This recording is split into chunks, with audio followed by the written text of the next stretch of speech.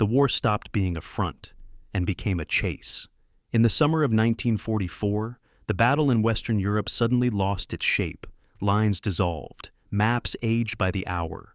What had been a grinding fight through hedgerows and villages exploded into open country, where speed mattered more than preparation and hesitation was punished instantly.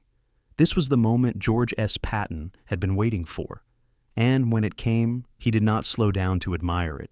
This was Patton's drive across France. What followed was not a single operation, but a sustained surge of movement that turned the liberation of France into one of the most rapid advances in modern warfare. Armored columns raced along roads never meant for tanks. Infantry rode wherever they could. Bridges were seized before demolition charges could be set. Towns were liberated before German commanders even realized they were under threat. For Patton, this was war as it was meant to be fought. His United States Third Army did not advance in tidy phases. It flowed. Units pushed forward on instinct as much as orders, exploiting every weakness and refusing to let the enemy stabilize. German formations that had survived Normandy found themselves pursued relentlessly, unable to dig in, unable to regroup, and often unable to escape. France became a corridor of collapse. Columns of prisoners streamed west. Rear guards fought desperate delaying actions. Fuel dumps burned as fast as they were discovered. The enemy was not destroyed in place. It was outrun. But speed came at a cost. Supply lines stretched beyond design. Fuel shortages halted entire corps. Ammunition became rationed not by need, but by distance. Patton's army advanced so rapidly that logistics could not keep pace. The very success of the drive threatened to choke itself.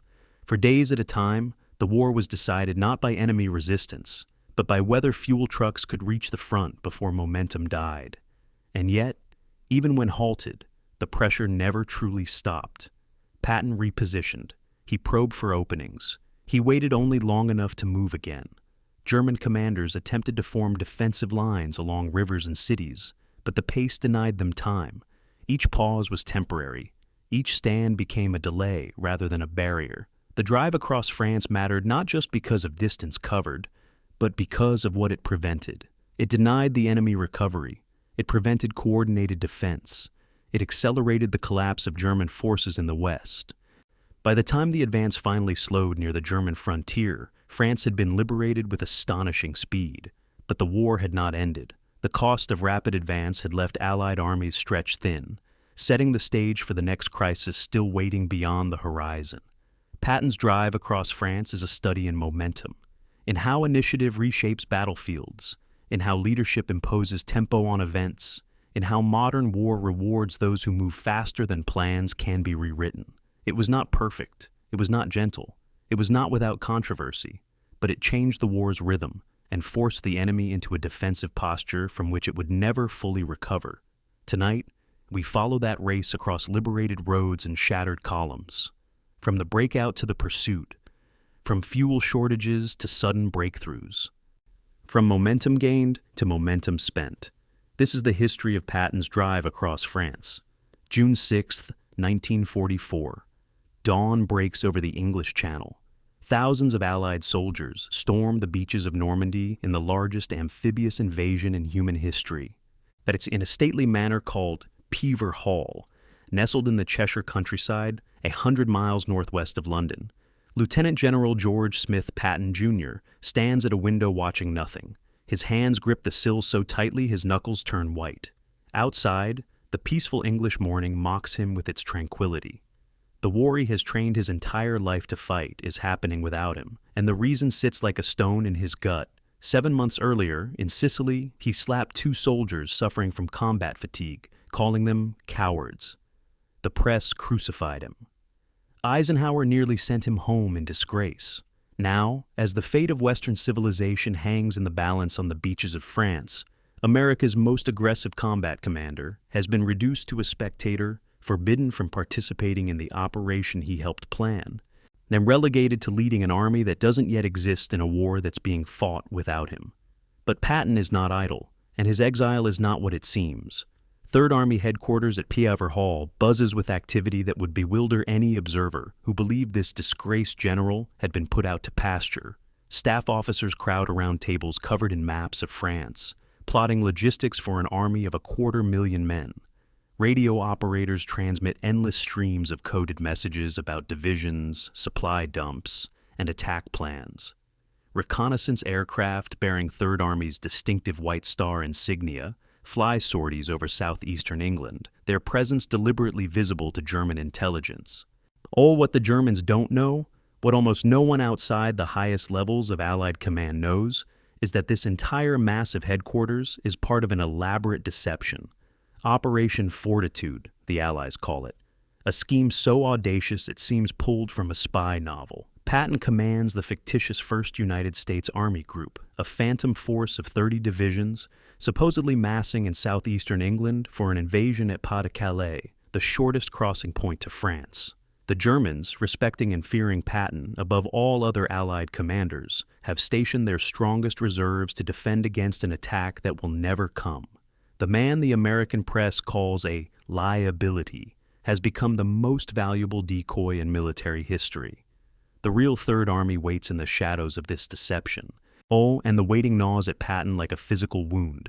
His actual combat divisions, the 4th Armored, the 90th Infantry, the 6th Armored, units that will soon write their names in history, conduct training exercises in England's green fields, their soldiers unaware that their commander has been sidelined. Patton moves among them when he can, his trademark ivory-handled revolvers visible on his hips, his presence designed to inspire and intimidate in equal measure. The soldiers don't know about the slapping incidents, or they don't care, or they've heard the stories and dismiss them as the price of genius. They see a general who speaks their language, who curses like a cavalryman, who promises them not safety, but victory. "We shall attack and attack until we are exhausted, and then we shall attack again," he tells them in one training assembly, his voice carrying across formations of thousands. The men roar their approval. They don't yet understand that their commander means every word literally, that the operational tempo he envisions will rewrite the textbooks on mobile warfare. Behind closed doors, away from the eyes of his adoring troops, Patton rages against his circumstances with a fury that terrifies his staff officers. He writes in his diary with scalding honesty about the injustice of his situation, about lesser commanders leading operations he should command, about opportunities being squandered by men too cautious to seize them. He reads histories of cavalry charges and Napoleon's campaigns, searching for validation of his belief that audacity and speed matter more than methodical planning. His chief of staff, Major General Hugh Gaffey, becomes expert at weathering these storms, knowing that beneath the theatrical anger lies a calculating mind already planning the exploitation phase that will follow the invasion. Patton has studied the terrain of France with obsessive detail. He knows which roads can support armored columns, which rivers can be forded, which cities must be bypassed, and which must be taken.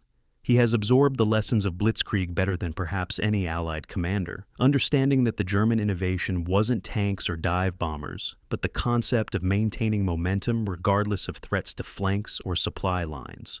While other generals worry about consolidation and security, Patton plans to attack in 6 directions simultaneously, creating chaos the enemy cannot counter.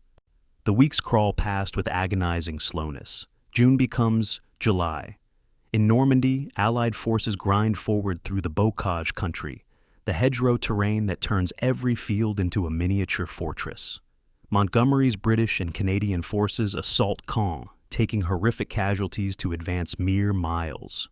American forces under Omar Bradley bleed through the swamps and sunken lanes, fighting for villages whose names will be forgotten by history. The progress is measured in yards per day, the casualty lists growing longer, the strategic breakthrough that was supposed to follow the invasion remaining frustratingly out of reach. And through it all, Patton fumes in England, watching the war move forward without him, convinced he could break the stalemate if only given the chance. His staff officers begin planning Operation Cobra, the breakout offensive that will smash through the German lines south of St. Lo. The plan bears all the hallmarks of Patton's philosophy: overwhelming force concentrated on a narrow frontage, followed by immediate exploitation before the enemy can react. But the plan will be executed by other men's units, at least initially, because Patton remains under his cloud of disgrace. Then, on July 6th, everything changes. Patton receives a telephone call from Bradley's headquarters in France. The voice on the other end is terse, businesslike, revealing nothing of the political maneuvering that has finally concluded in Patton's favor. Third Army is being activated for combat operations. Patton will take command of 8th Corps once the breakout succeeds, then assume control of additional corps as they arrive. Already the exploitation phase, the rapid pursuit of a broken enemy, will be his to conduct. It is not complete vindication, not full restoration of his reputation, but it is a mission. And for George Patton, that is enough. He puts down the phone and allows himself the smallest of smiles. His staff officers, reading his expression, begin moving with renewed urgency. The planning they've been conducting in theoretical terms suddenly becomes operational reality.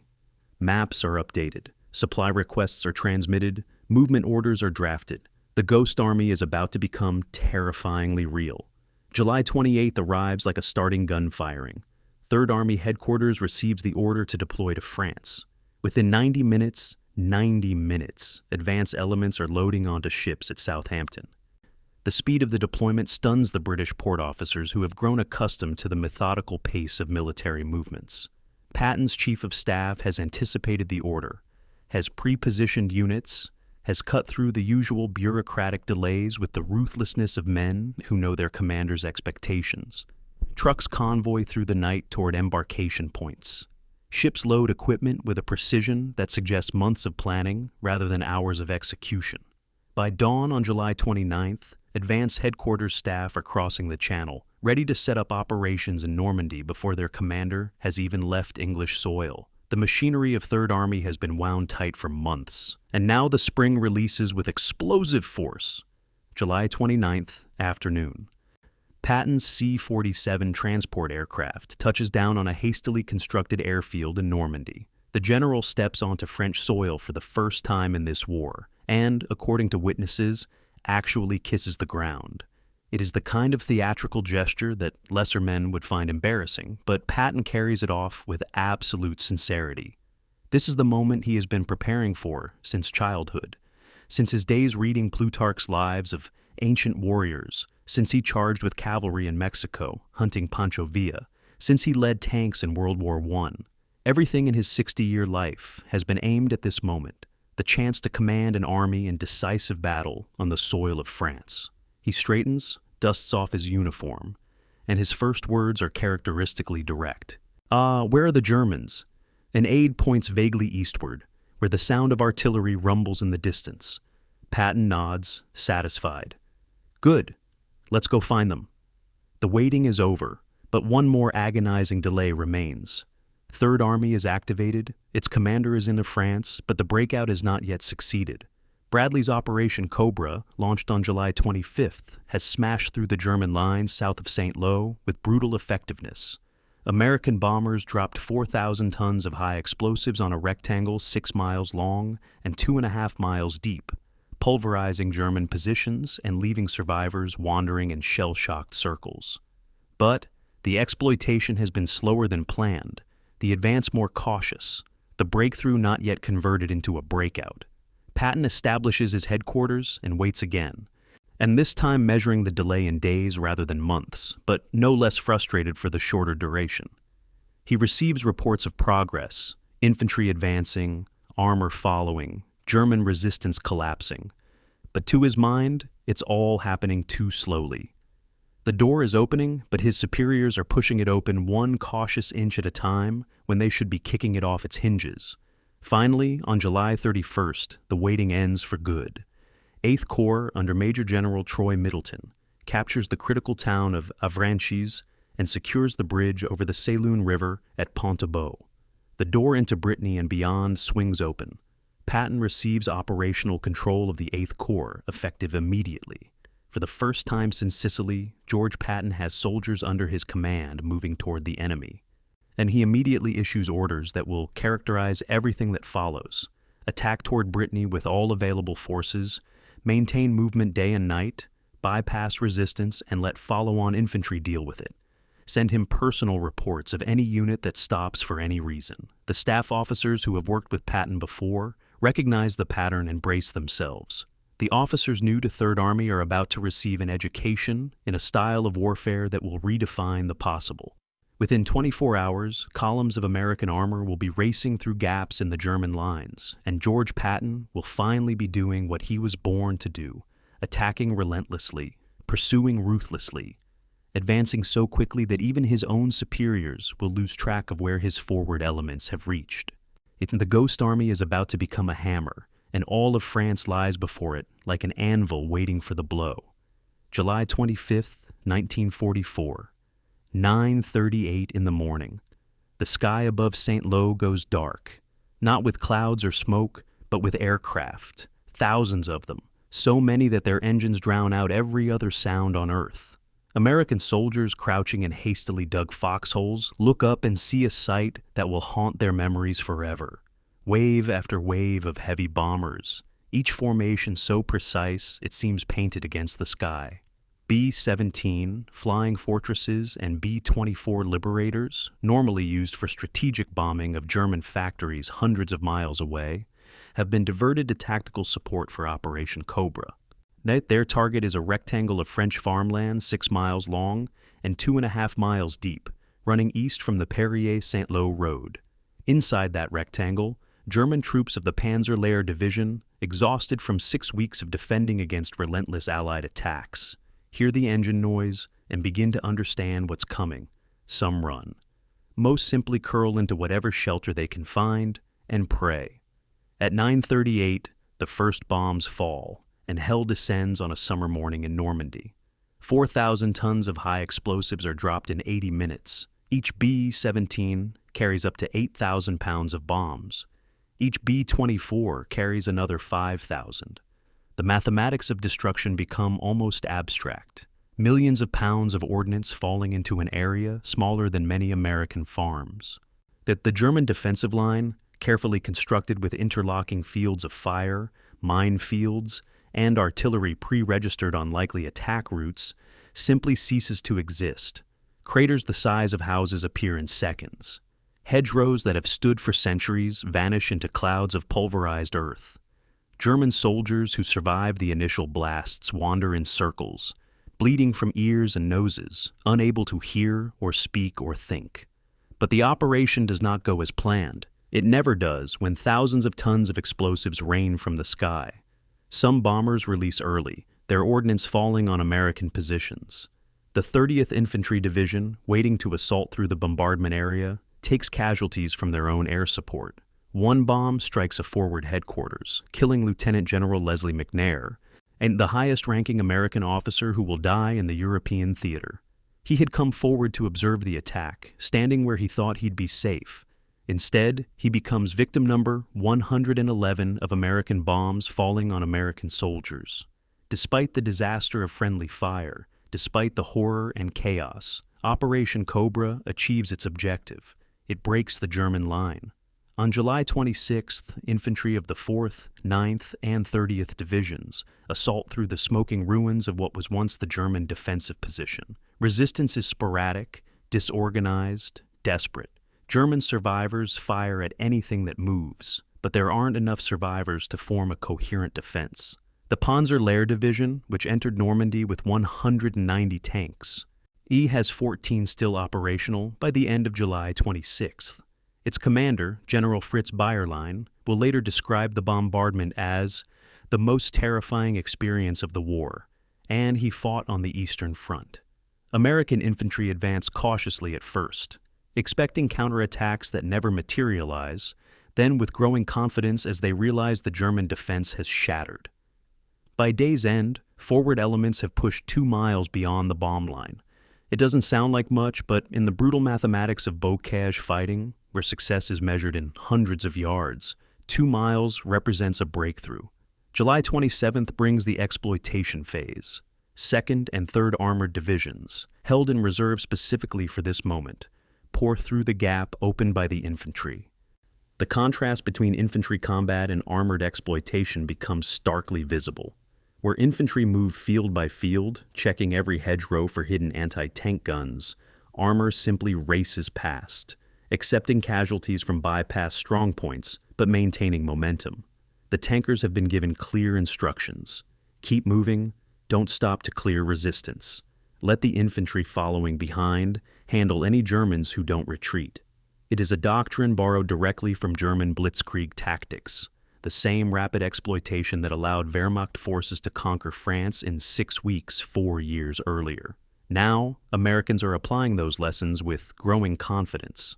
By the end of July 27th, armored spearheads have advanced 12 miles beyond Saint-Lô. The German defensive line doesn't bend, it breaks. Yet reports from German commanders become increasingly desperate, describing American armor appearing in unexpected places, supply lines being cut, communications breaking down. The Germans attempt to seal the breach, but they have nothing to seal it with. Every available reserve has already been committed to the weeks-long battle for Normandy. The units that aren't engaged are positioned to defend against the anticipated attack at Pas-de-Calais. And German High Command still believes that attack is coming, because they still believe Patton commands a massive force in southeastern England. The deception holds even as its purpose becomes moot. General Paul Hauser, commanding German's 7th Army, sends increasingly frantic messages to higher headquarters describing the situation as critical. The front as collapsed, the outlook as catastrophic. Then he requests permission to withdraw to the Seine River, 90 miles east, to establish a new defensive line. The request is denied. Hitler, directing operations from his headquarters in East Prussia, hundreds of miles from the battlefield, insists every meter of ground be defended. It is the worst possible order at the worst possible time. Rather than conducting an organized retreat that might preserve his forces, Hauser is ordered to defend positions that American armor has already bypassed. July 28th through July 30th became 3 days of expanding chaos. American armored columns fan out in multiple directions, exploiting the breakthrough with growing audacity. German commanders lose track of where American spearheads are located because the Americans are moving too fast for intelligence to keep pace. Even traditional military doctrine says you advance 5 to 8 miles per day in pursuit operations. American armor is covering 20 to 30 miles per day, refueling on the move, sleeping in their vehicles, pushing through nights with headlights on because speed matters more than concealment. The bocage terrain that made every field a fortress now becomes an asset for the attackers. German troops hiding in hedgerows simply wake up to find American supply convoys rolling past their positions, the front line having moved 10 miles eastward overnight. Some German units surrender without firing a shot. Others fight desperately and are bypassed, left to be mopped up by follow-on infantry. The Wehrmacht's tactical competence, which has made them such formidable opponents, becomes irrelevant when the operational situation has collapsed into incoherence. July 31st, the day that changes everything. Combat Command B of the 4th Armored Division, led by Brigadier General Holmes Dogger, reaches Avranches after a 30-mile dash from Coutances. Avranches sits at the base of the Cotentin Peninsula, the neck of the bottle where geography forces all traffic moving south or east into Brittany to pass through a single corridor. The Germans understand the town's strategic importance and have garrisoned it, but not heavily. They didn't expect Americans to reach it for weeks. Dogger's combat command hits the town from an unexpected direction. Having advanced so rapidly, they outran German intelligence about their location. After brief street fighting, Avranches falls.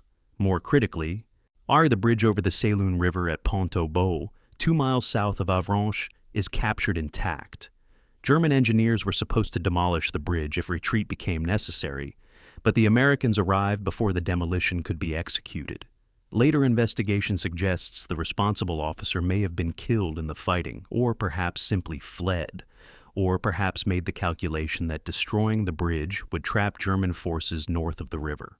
With Avranches and the Pont-au-Beau bridge secured, the door into Brittany and beyond stands open. But it's a narrow door, a single road, a single bridge, a bottleneck where traffic could easily be blocked if the Germans counterattack in force.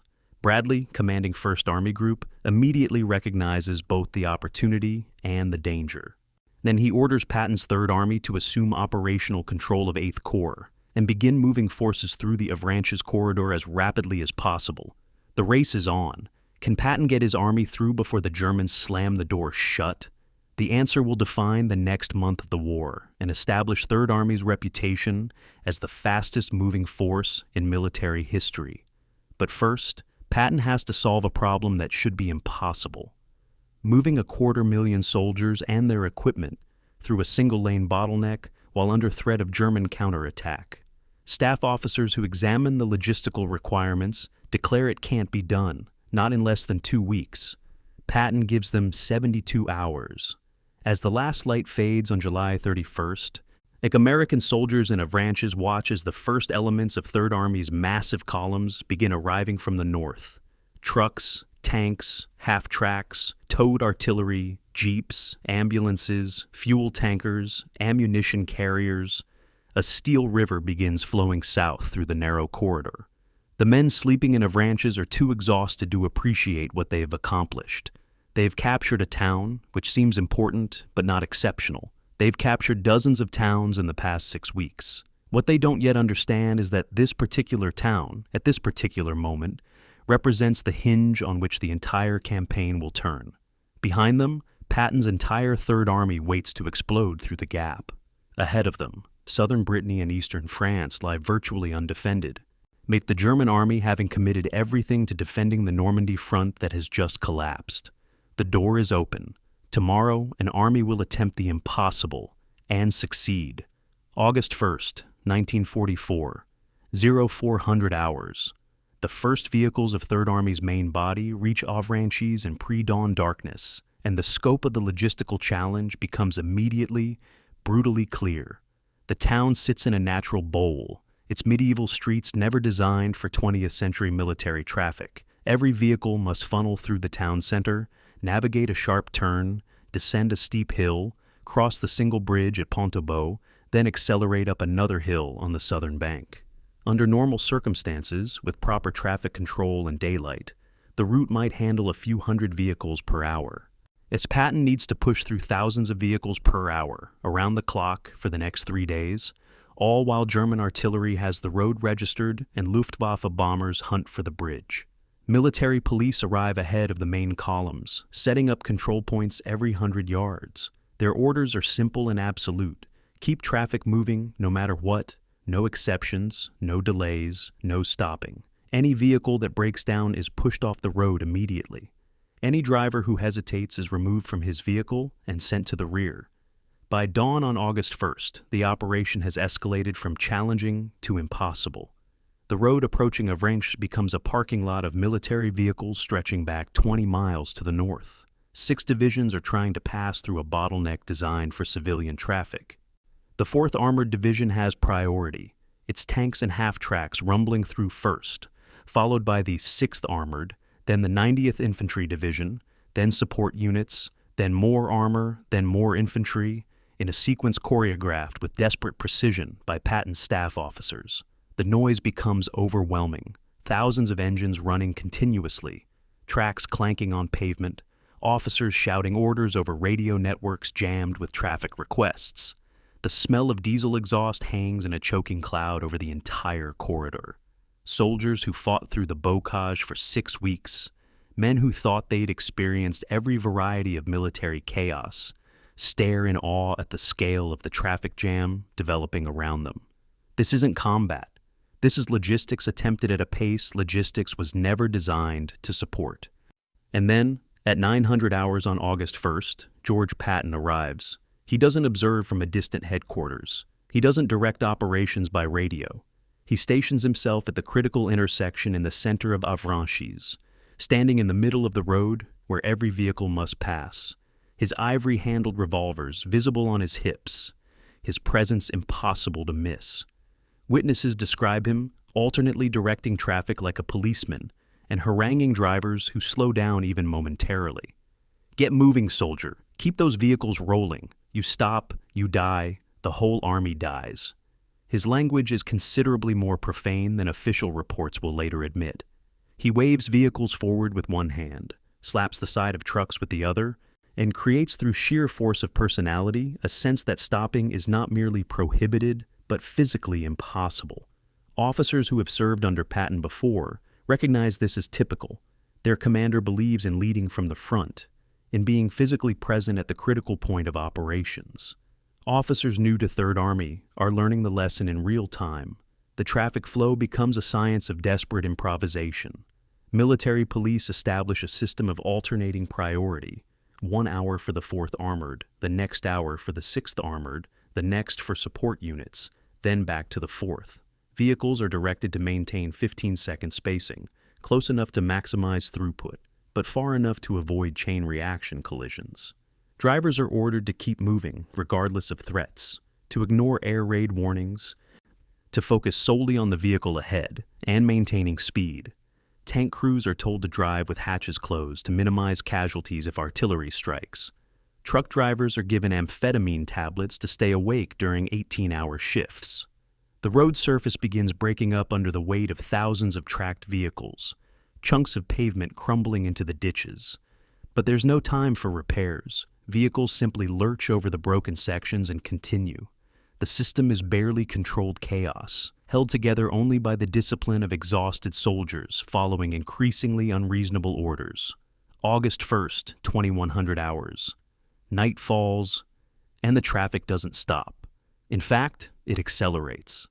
Patton's staff makes the decision to ignore blackout protocols entirely.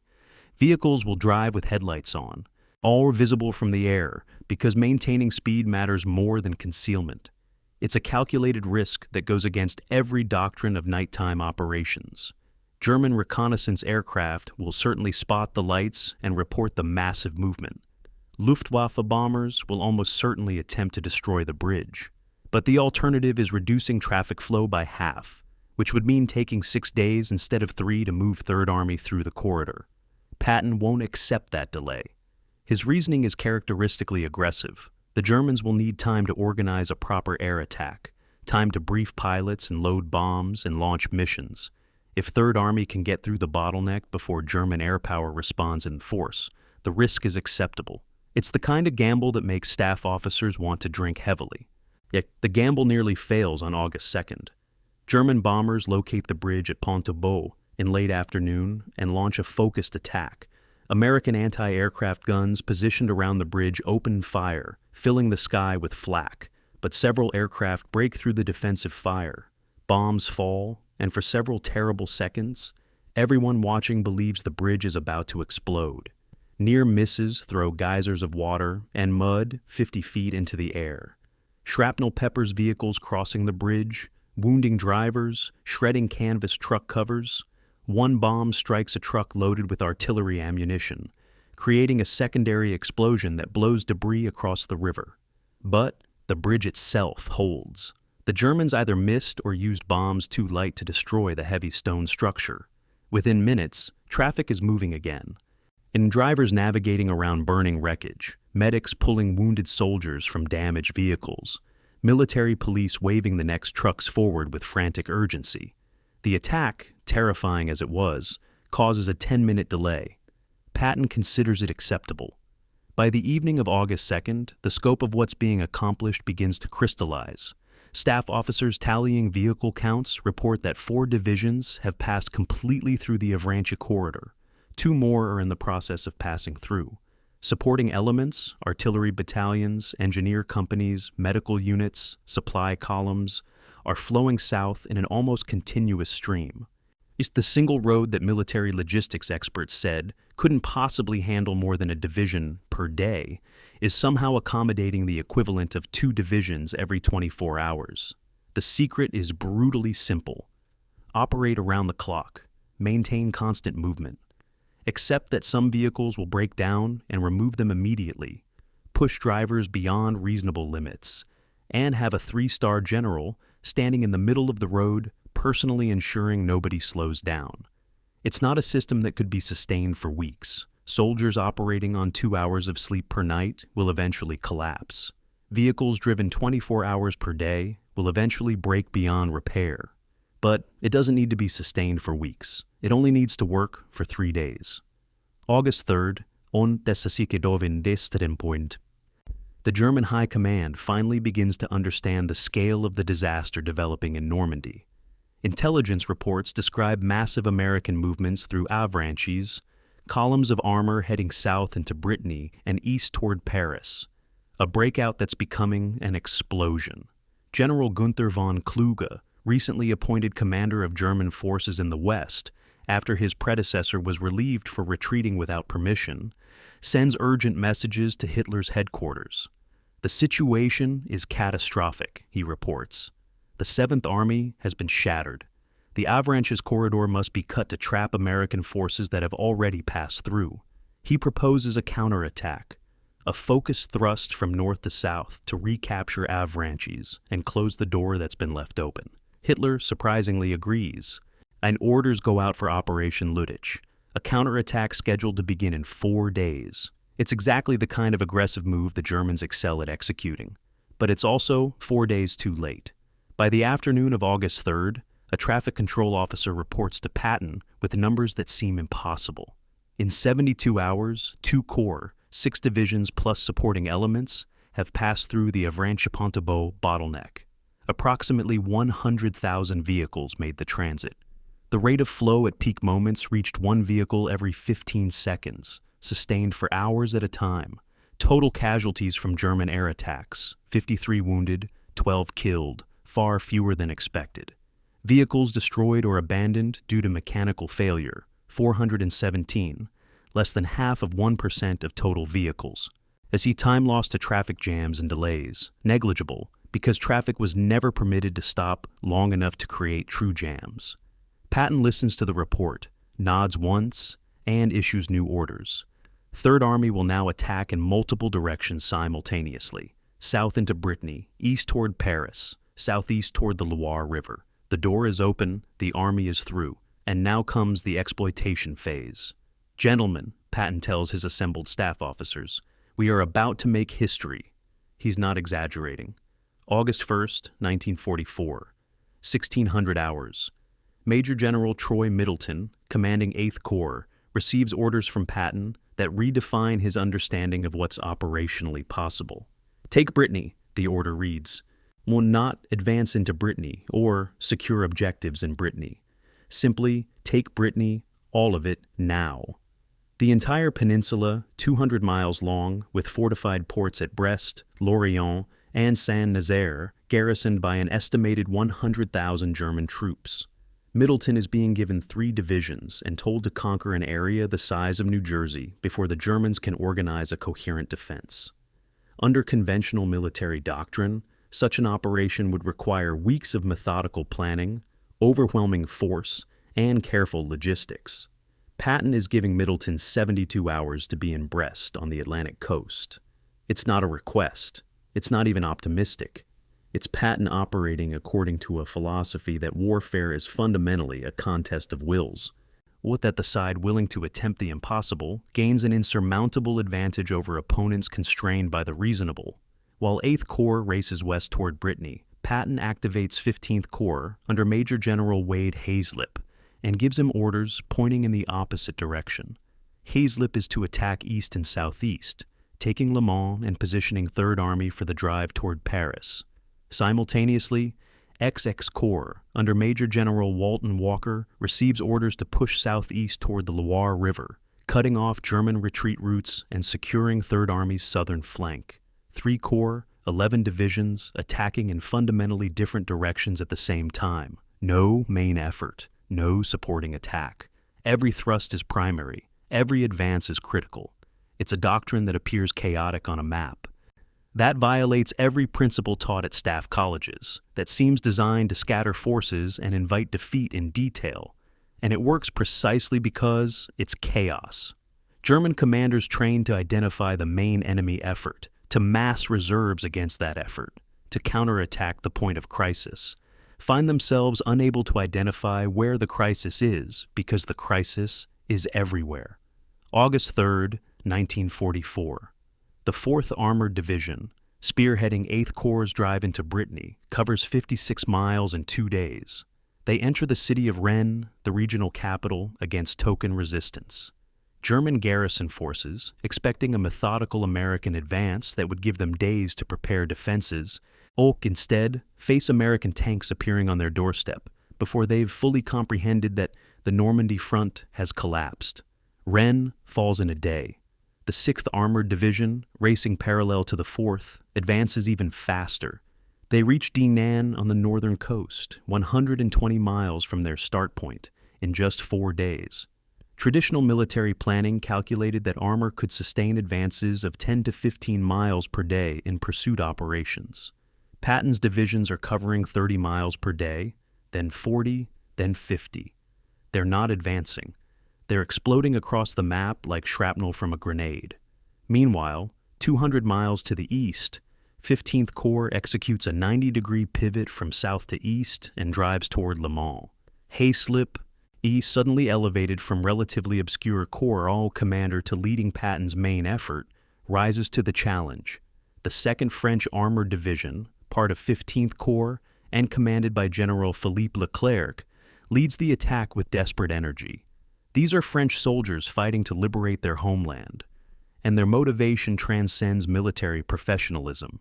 They advance through terrain many of them know from civilian life, receiving intelligence from resistance fighters who emerge from hiding to point out German positions.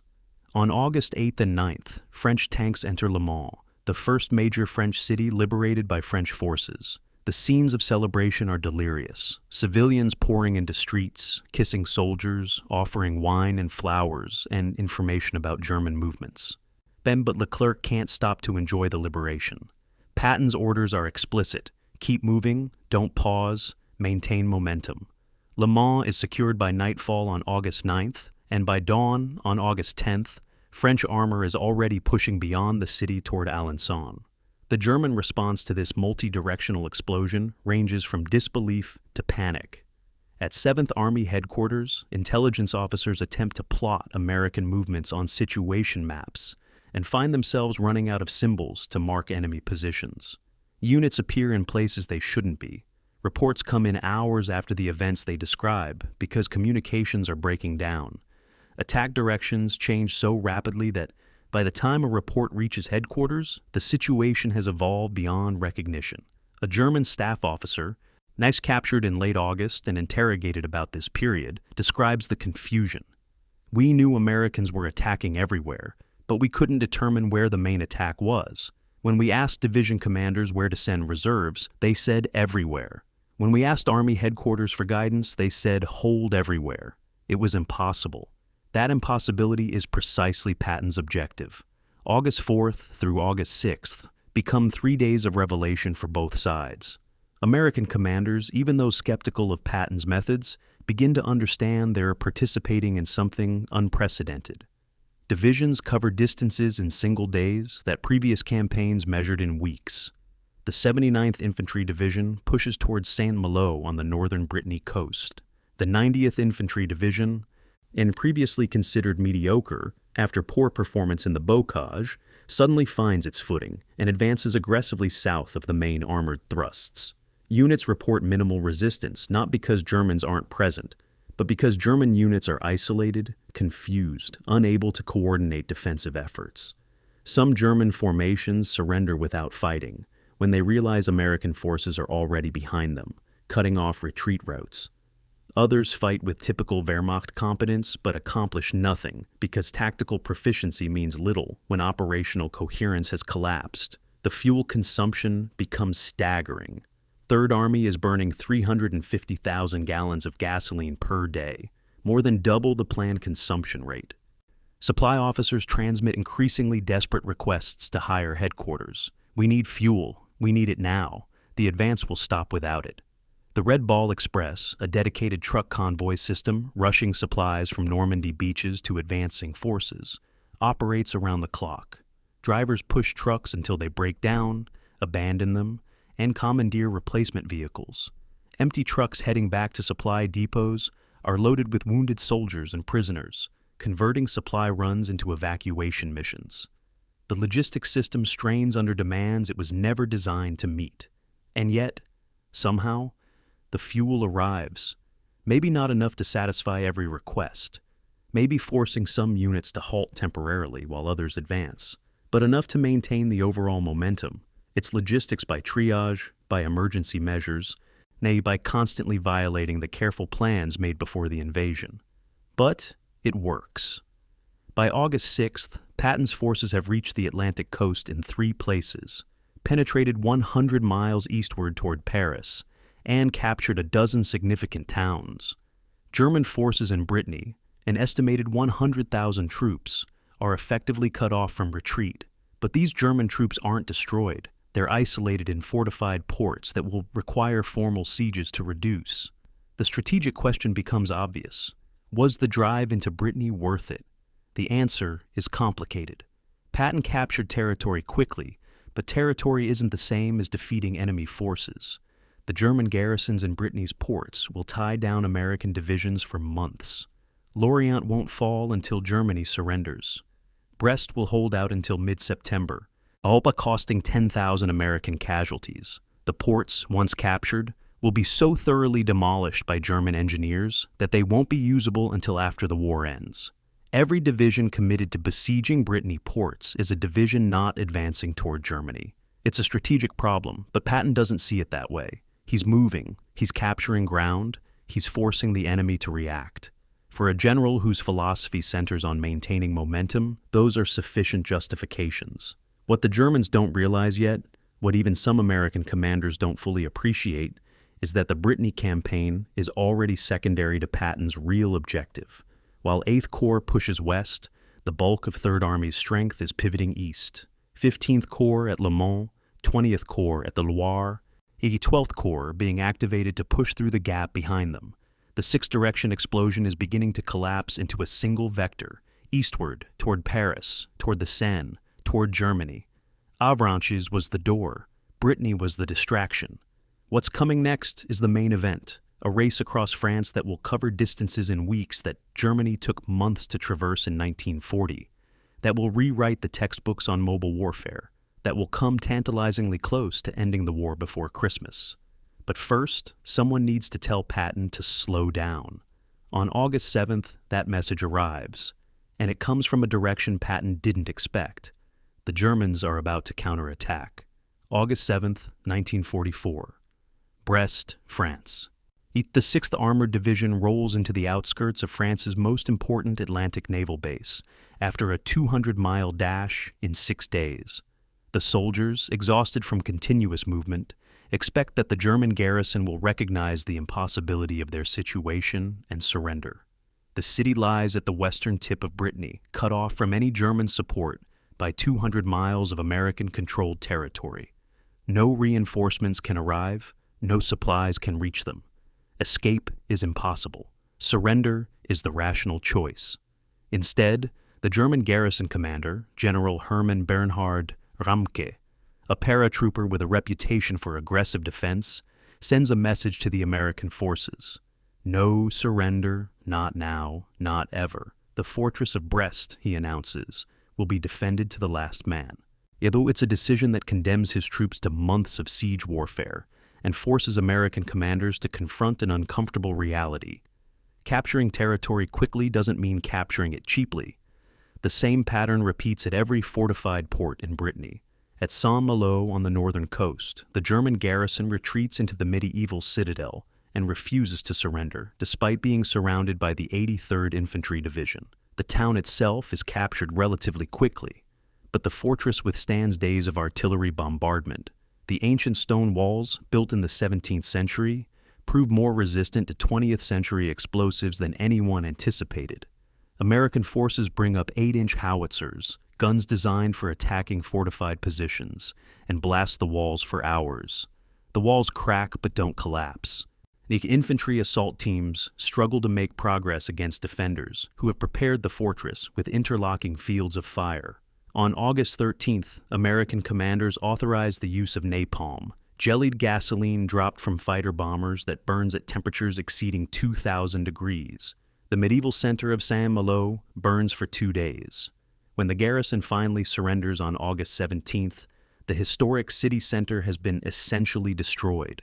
Cost to capture: 2,000 American casualties, 10,000 German casualties, and an entire city reduced to rubble. Strategic value gained: minimal. Lorient and Saint-Nazaire present even worse cost-benefit calculations. Both ports are garrisoned by substantial German forces in heavily fortified positions.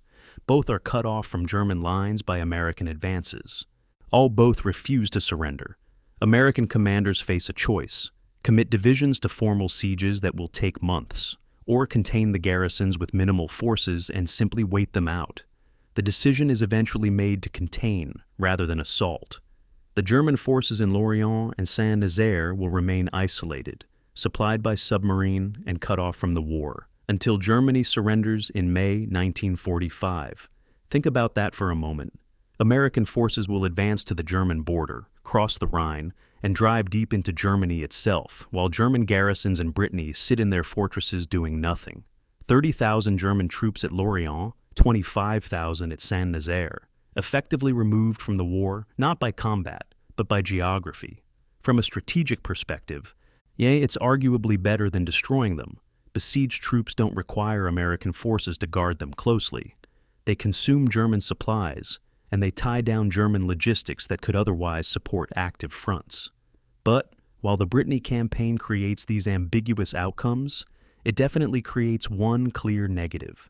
It consumes American forces needed elsewhere.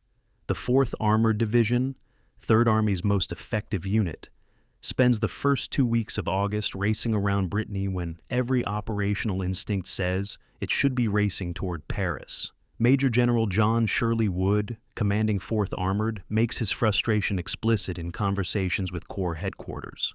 On August 9th, as his tanks approach the fortifications around Brest, Wood sends a message to Middleton that barely conceals his anger. "We're headed in the wrong direction. The enemy is behind us. We're wasting time and fuel attacking positions we should be bypassing." Middleton, who agrees but has no authority to change Patton's orders, relays the complaint upward. Patton's response is characteristically terse. "I know it, but orders are orders." The admission is revealing. Even Patton recognizes the Brittany campaign is strategically questionable, but he's constrained by pre-invasion planning that identified Brittany's ports as essential for logistics. The fundamental error was assuming Brittany's ports would be captured intact and quickly made operational. Pre-war planning, developed when Allied strategists expected a slower advance through France, has calculated that the ports would be needed to supply armies advancing toward Germany. Cherbourg, captured in late June, was supposed to handle 20,000 tons per day, but was so thoroughly demolished by German engineers that it took months to restore even minimal capacity. Brittany's ports were supposed to supplement Cherbourg. What planners didn't anticipate was that American forces would advance so quickly that the ports would be irrelevant by the time they were captured. What they also didn't anticipate was that German garrisons would fight so stubbornly that captured ports would be completely destroyed. When Brest finally falls on September 18th, after a 6-week siege, American engineers survey the damage and conclude the port won't be operational until sometime in 1946. After the war, everyone expects to be over. On August 15th, the strategic situation clarifies enough that even Eisenhower's headquarters recognizes the problem. A message arrives at 3rd Army headquarters from SHAEF, Supreme Headquarters Allied Expeditionary Force, redirecting priorities. The ports in Brittany are far less important than the possibilities to the east. Translation: stop wasting effort on Brittany and focus on the advance toward Germany. Patton, undoubtedly relieved to receive orders that align with his instincts, immediately redirects 4th and 6th Armored Divisions out of Brittany. The infantry divisions already committed to besieging ports will remain. But the mobile striking power of 3rd Army pivots east. The Brittany campaign doesn't end. It just becomes someone else's problem, a sideshow relegated to increasingly distant paragraphs in situation reports. The human cost of the Brittany campaign creates one of the war's subtle ironies. German troops isolated in Brittany's fortresses face months of siege conditions, limited food, no fresh supplies, no reinforcements, no hope of victory, just orders to hold out indefinitely. Some garrisons supplement their rations by fishing, by cultivating small gardens within the fortifications, by trading with French civilians who maintain a strange quasi-commerce with their German occupiers. American forces containing these garrisons settle into a bizarre routine of static warfare reminiscent of World War I. Artillery exchanges on predictable schedules, patrol actions that both sides conduct with minimal enthusiasm, tacit agreements not to escalate violence unnecessarily. The Germans can't break out. The Americans won't assault until reinforced. So both sides wait. Meanwhile, 200 miles to the east, the war races forward without them. Soldiers on both sides read about Paris being liberated, about Allied advances toward Germany, about the war they're missing while trapped in a military backwater of their own creation. The strategic lessons from Brittany take years to crystallize, but are eventually clear. First, the speed of advance doesn't automatically translate to strategic success if you're advancing toward objectives that no longer matter. Second, fortified positions defended by determined troops will always be expensive to capture, regardless of operational brilliance elsewhere. Third, pre-invasion planning becomes obsolete the moment the first shot is fired, and commanders must be willing to abandon plans when reality diverges from expectations. Fourth, capturing territory is easy compared to holding it, and holding it is easy compared to making it strategically useful. Brittany is captured in a week and remains strategically useless for the remainder of the war.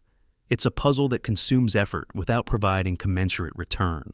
By late August, with hindsight beginning to clarify events, some staff officers quietly question whether Third Army should have invaded Brittany at all.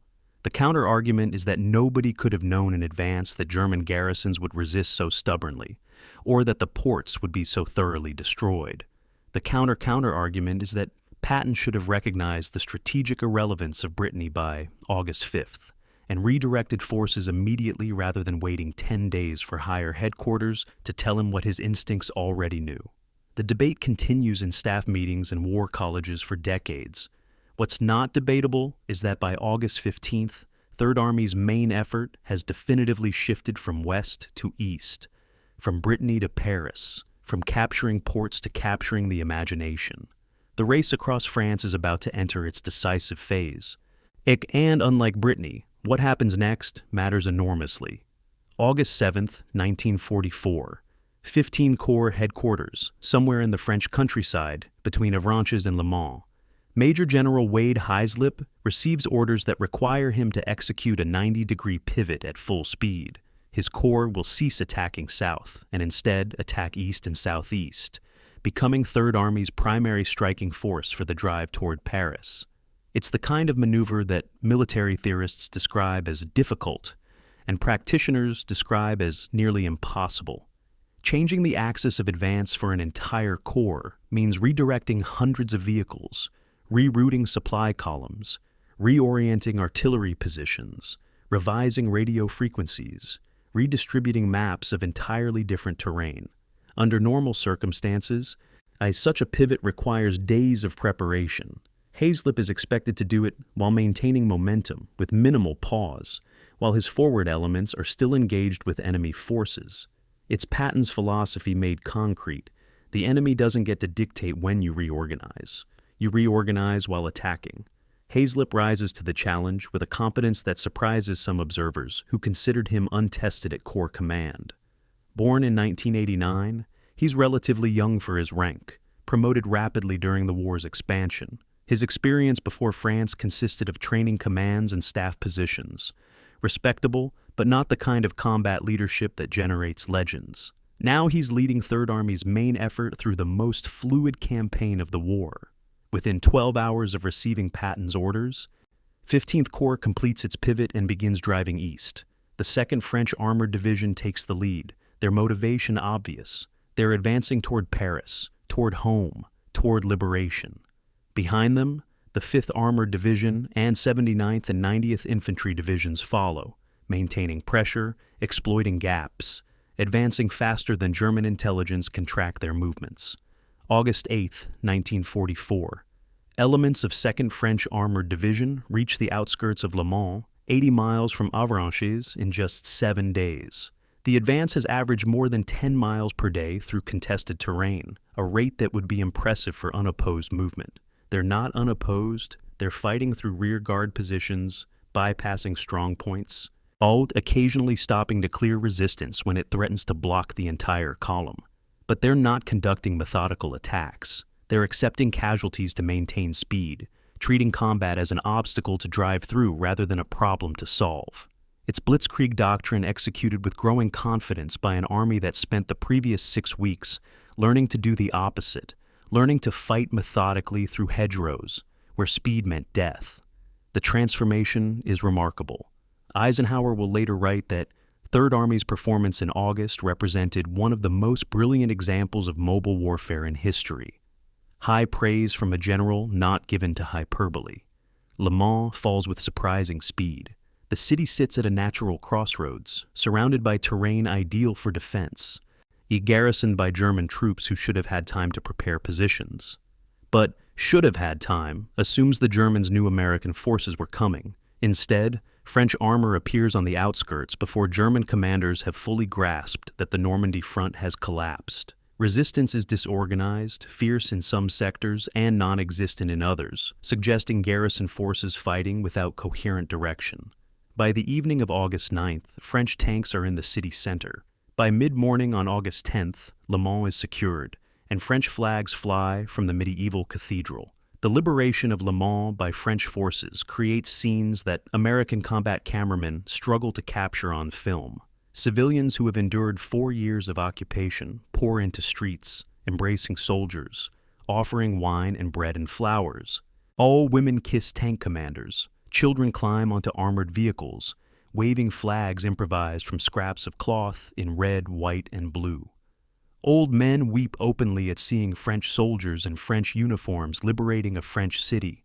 General Leclerc, commanding 2nd French Armored, pauses long enough to accept the formal surrender of the German garrison, then immediately orders his division to continue advancing.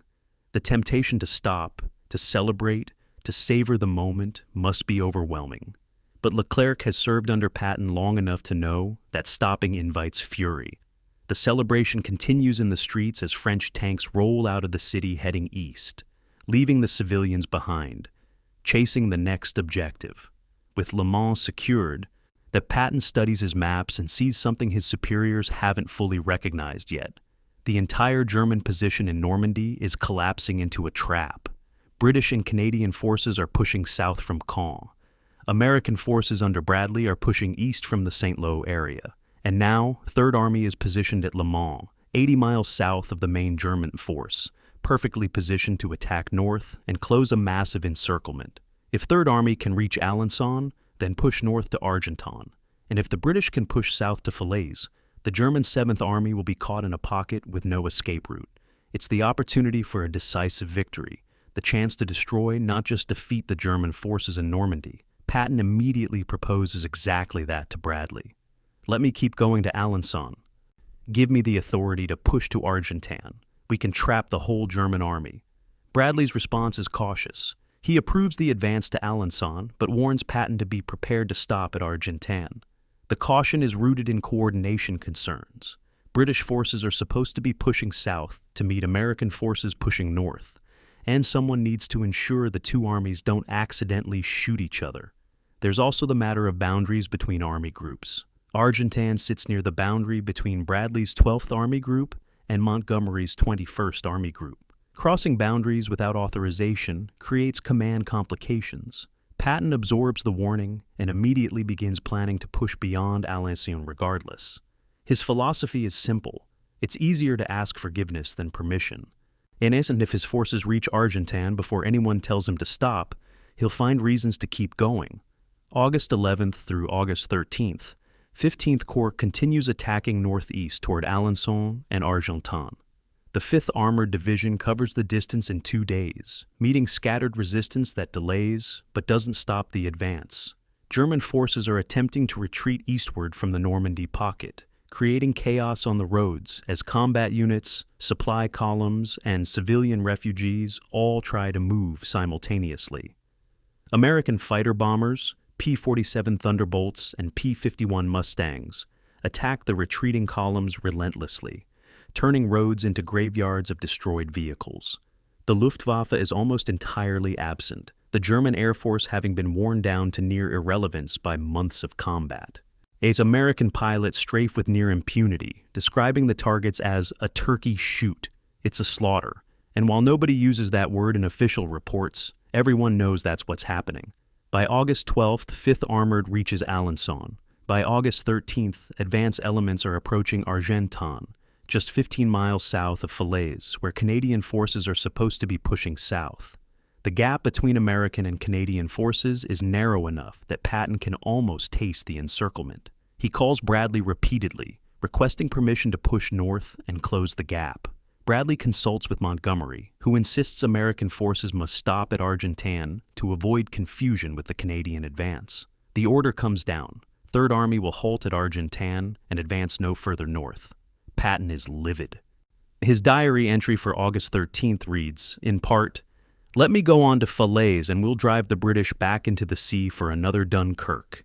It's characteristic Patton, profane, aggressive, and fundamentally correct in his operational assessment, even as he's completely wrong in his dismissive attitude toward allies. The halt at Argentan becomes one of the war's most controversial decisions. For 6 days, from August 13th to August 19th, American forces sit at Argentan, while German forces pour through the 15-mile gap between Argentan and Falaise, retreating eastward toward the Seine. Estimates suggest 20,000 to 40,000 German soldiers escape the pocket because the gap remains open. Some historians argue the war could have ended months earlier if the pocket had been sealed, and others argue the terrain and logistics made complete encirclement impossible regardless of where American forces stopped. What's indisputable is that Patton believed, and continued believing for the rest of his life, that he could have closed the gap if allowed to proceed. Whether he's correct is unknowable. What is known is that the opportunity passes, and Third Army's next objective becomes chasing the Germans who escaped, racing them to the Seine River 90 miles to the east. The pursuit phase is about to become a sprint. August 12, 1944, Alençon, France. The 5th Armored Division halts after covering 50 miles in 36 hours. Their tanks low on fuel, but their route clear to continue north. 15 miles ahead lies Argentan. 30 miles beyond that, the Canadian forces are grinding south from Caen toward Falaise against determined German resistance. Between these two converging armies, the bulk of German 7th Army, 7 Corps, parts of 9 Panzer divisions, remnants of 15 infantry divisions, remains trapped in what's becoming known as the Falaise Pocket. General Omar Bradley, commanding 12th Army Group, faces a decision that will haunt strategic debates for decades. Does he authorize Patton to push north and close the gap, risking collision with Canadian forces advancing from the opposite direction? Or does he halt Third Army at the Inter-Army Group boundary and wait for Montgomery's forces to complete the encirclement from the north? Bradley chooses caution. The order transmitted to Third Army headquarters is unambiguous. Stop at Argentan. They do not advance beyond the boundary line. Wait for further instructions. Patton receives Bradley's order at his command post and erupts with fury that his staff officers will remember for years. He paces the room, cursing in language so profane that the official history sanitizes it to express strong disagreement with the decision. His argument is operationally sound even if his delivery is intemperate. Third Army can reach Falaise in 12 hours. The Canadians are still fighting for every mile, exhausted from weeks of attritional combat around Caen, facing the strongest German defenses in Normandy. If Third Army pushes north now, the encirclement closes today. If Third Army waits for the Canadians, the encirclement might close in 3 days or 5 days. Or possibly not at all, if German forces retreat through the gap before it closes. Every hour of delay allows thousands of German soldiers to escape eastward. Patton proposes a compromise. Send his forces to Falaise and let the British worry about coordination. If there's friendly fire because 2 Allied armies meet unexpectedly, that's an acceptable price for destroying the German army in France. Bradley refuses to budge. His reasoning combines military prudence with political sensitivity. First, the boundary between 12th and 21st Army groups exists for coordination. Violating it without permission from Eisenhower would undermine the command structure. Second, Montgomery has explicitly stated that American forces should not advance beyond Argentan. Presumably because he doesn't want American troops occupying terrain his forces are fighting toward. Third, there's genuine risk of catastrophic friendly fire if 2 armies converge on the same objective from opposite directions without coordination. units exhausted from continuous combat, operating at the extreme range of their communications, identifying targets through dust and smoke. The potential for disaster is real. Bradley later writes that he preferred a solid shoulder at Argentan to the possibility of a broken neck at Falaise. It's a defensible decision made by a careful commander. It's also possibly the decision that allows 40,000 German soldiers to escape. August 13th through August 17th become 5 days of agonizing waiting. Third Army sits at Argentan, now so close to completing the encirclement that forward observers can see German columns retreating eastward through the gap. Artillery batteries fire on the retreating Germans. Infantry patrols probe north toward the gap. But the army as a whole remains stationary per Bradley's orders. To the north, Canadian and Polish forces grind toward Falaise against fanatical German resistance. The Germans understand that Falaise represents the last chance to keep an escape route open, and they defend it with corresponding desperation. Tiger tanks, dug into hold-down positions on the high ground north of Falaise, destroyed dozens of Allied tanks. German paratroops, elite troops normally held in reserve, fight building to building in the town itself. The advance that Allied planners expected to take 2 days takes 5 days and costs thousands of casualties. Inside the pocket, the situation deteriorates from bad to catastrophic. German forces, squeezed into an ever-shrinking area, lose all semblance of organizational coherence. Units become intermingled, supply lines collapse. Command and control breaks down as radio communications fail, and runners can't navigate through the chaos. The roads become killing grounds. Allied fighter bombers, RAF Typhoons armed with rockets, American Thunderbolts with bombs and machine guns, attack anything that moves during daylight hours.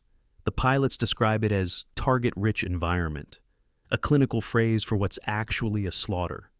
One Typhoon pilot, interviewed after the war, admits he eventually stopped attacking because there was nothing left worth shooting at, just burning vehicles and bodies. The roads into and out of the pocket become so clogged with destroyed equipment that vehicles trying to escape must drive through fields, where they become stuck in mud or hit mines. August 17th, Canadian forces finally break through German defenses and enter Falaise. The town is rubble, essentially destroyed by weeks of bombardment. German forces retreat south and east, abandoning positions they had held at terrible cost, racing to escape before the pocket closes completely. August 18th, Polish forces advancing from the north reach Chambois, a small town on the eastern edge of the pocket. American forces at Argentan, finally given authorization to move, push north and make contact with Polish units on August 19th. The gap closes, but not completely, not immediately. For approximately 36 hours, from the evening of August 17th to the morning of August 19th, a corridor perhaps 5 miles wide remains open between Allied forces. Through this corridor, German forces pour eastward in desperate retreat. Some maintain unit cohesion. Many are simply soldiers fleeing on foot, having abandoned their vehicles, carrying only their weapons and whatever supplies they can carry. The casualties inside the Falaise pocket are staggering. Post-battle assessments count approximately 10,000 German soldiers killed, 50,000 captured inside the pocket. An estimated 20,000 to 40,000 escape through the gap before it closes. Now, equipment losses are catastrophic. 344 tanks destroyed or abandoned, 252 artillery pieces, 2,500 vehicles of all types. The roads through the pocket become impassable, choked with destroyed equipment and dead horses. The German army relied heavily on horse-drawn transport for artillery and supplies, and thousands of horses die in the Allied air attacks, their carcasses bloating in the August heat. The smell becomes overwhelming. Soldiers on both sides, hardened by years of combat, describe the Falaise pocket as the worst scene they've witnessed in the war. Its industrial-scale destruction compressed into a few square miles, and it's visible evidence of what happens when modern firepower traps forces with no escape route. But the strategic question persists. Did enough Germans escape to matter? The answer becomes clear in the following weeks. Despite the catastrophic losses at Falaise, the German army reconstitutes itself with surprising speed. The Wehrmacht had become expert at rebuilding shattered divisions, integrating survivors with replacements, reforming units that had been destroyed on paper. By early September, German forces have established defensive positions along the Seine River, then fall back to the Moselle, then back to the German border itself. The soldiers who escaped Falaise become the cadre for these reconstituted units. They're exhausted, they've lost their heavy equipment, but they're experienced combat veterans who know how to defend. If those 20,000 to 40,000 soldiers had been captured at Falaise instead of escaping, would the German defense have collapsed completely? Would Allied forces have reached the Rhine in September instead of the following March? Military historians argue about this endlessly because it's ultimately unknowable. What is knowable is Patton's reaction to the decision to halt at Argentan. His diary entries and private conversations make clear he believes a historic opportunity was squandered. He blames Montgomery for being slow to close from the north. He blames Bradley for being too deferential to Montgomery. He blames Eisenhower for not overruling both of them. He doesn't blame himself, which is characteristically Patton. His operational philosophy assumes that aggression is always correct, that caution is always wrong, that opportunities seized imperfectly are better than opportunities missed perfectly. Whether he's right is debatable. What's certain is that by August 20th, with the Falaise pocket finally closed and eliminated, Third Army receives new orders. The pursuit continues. The objective is the Seine River, 90 miles to the east. The Germans are retreating in disorder. The race is on. And this time, Patton doesn't intend to let anyone tell him to stop. August 2nd, 1944. Rastenburg, East Prussia.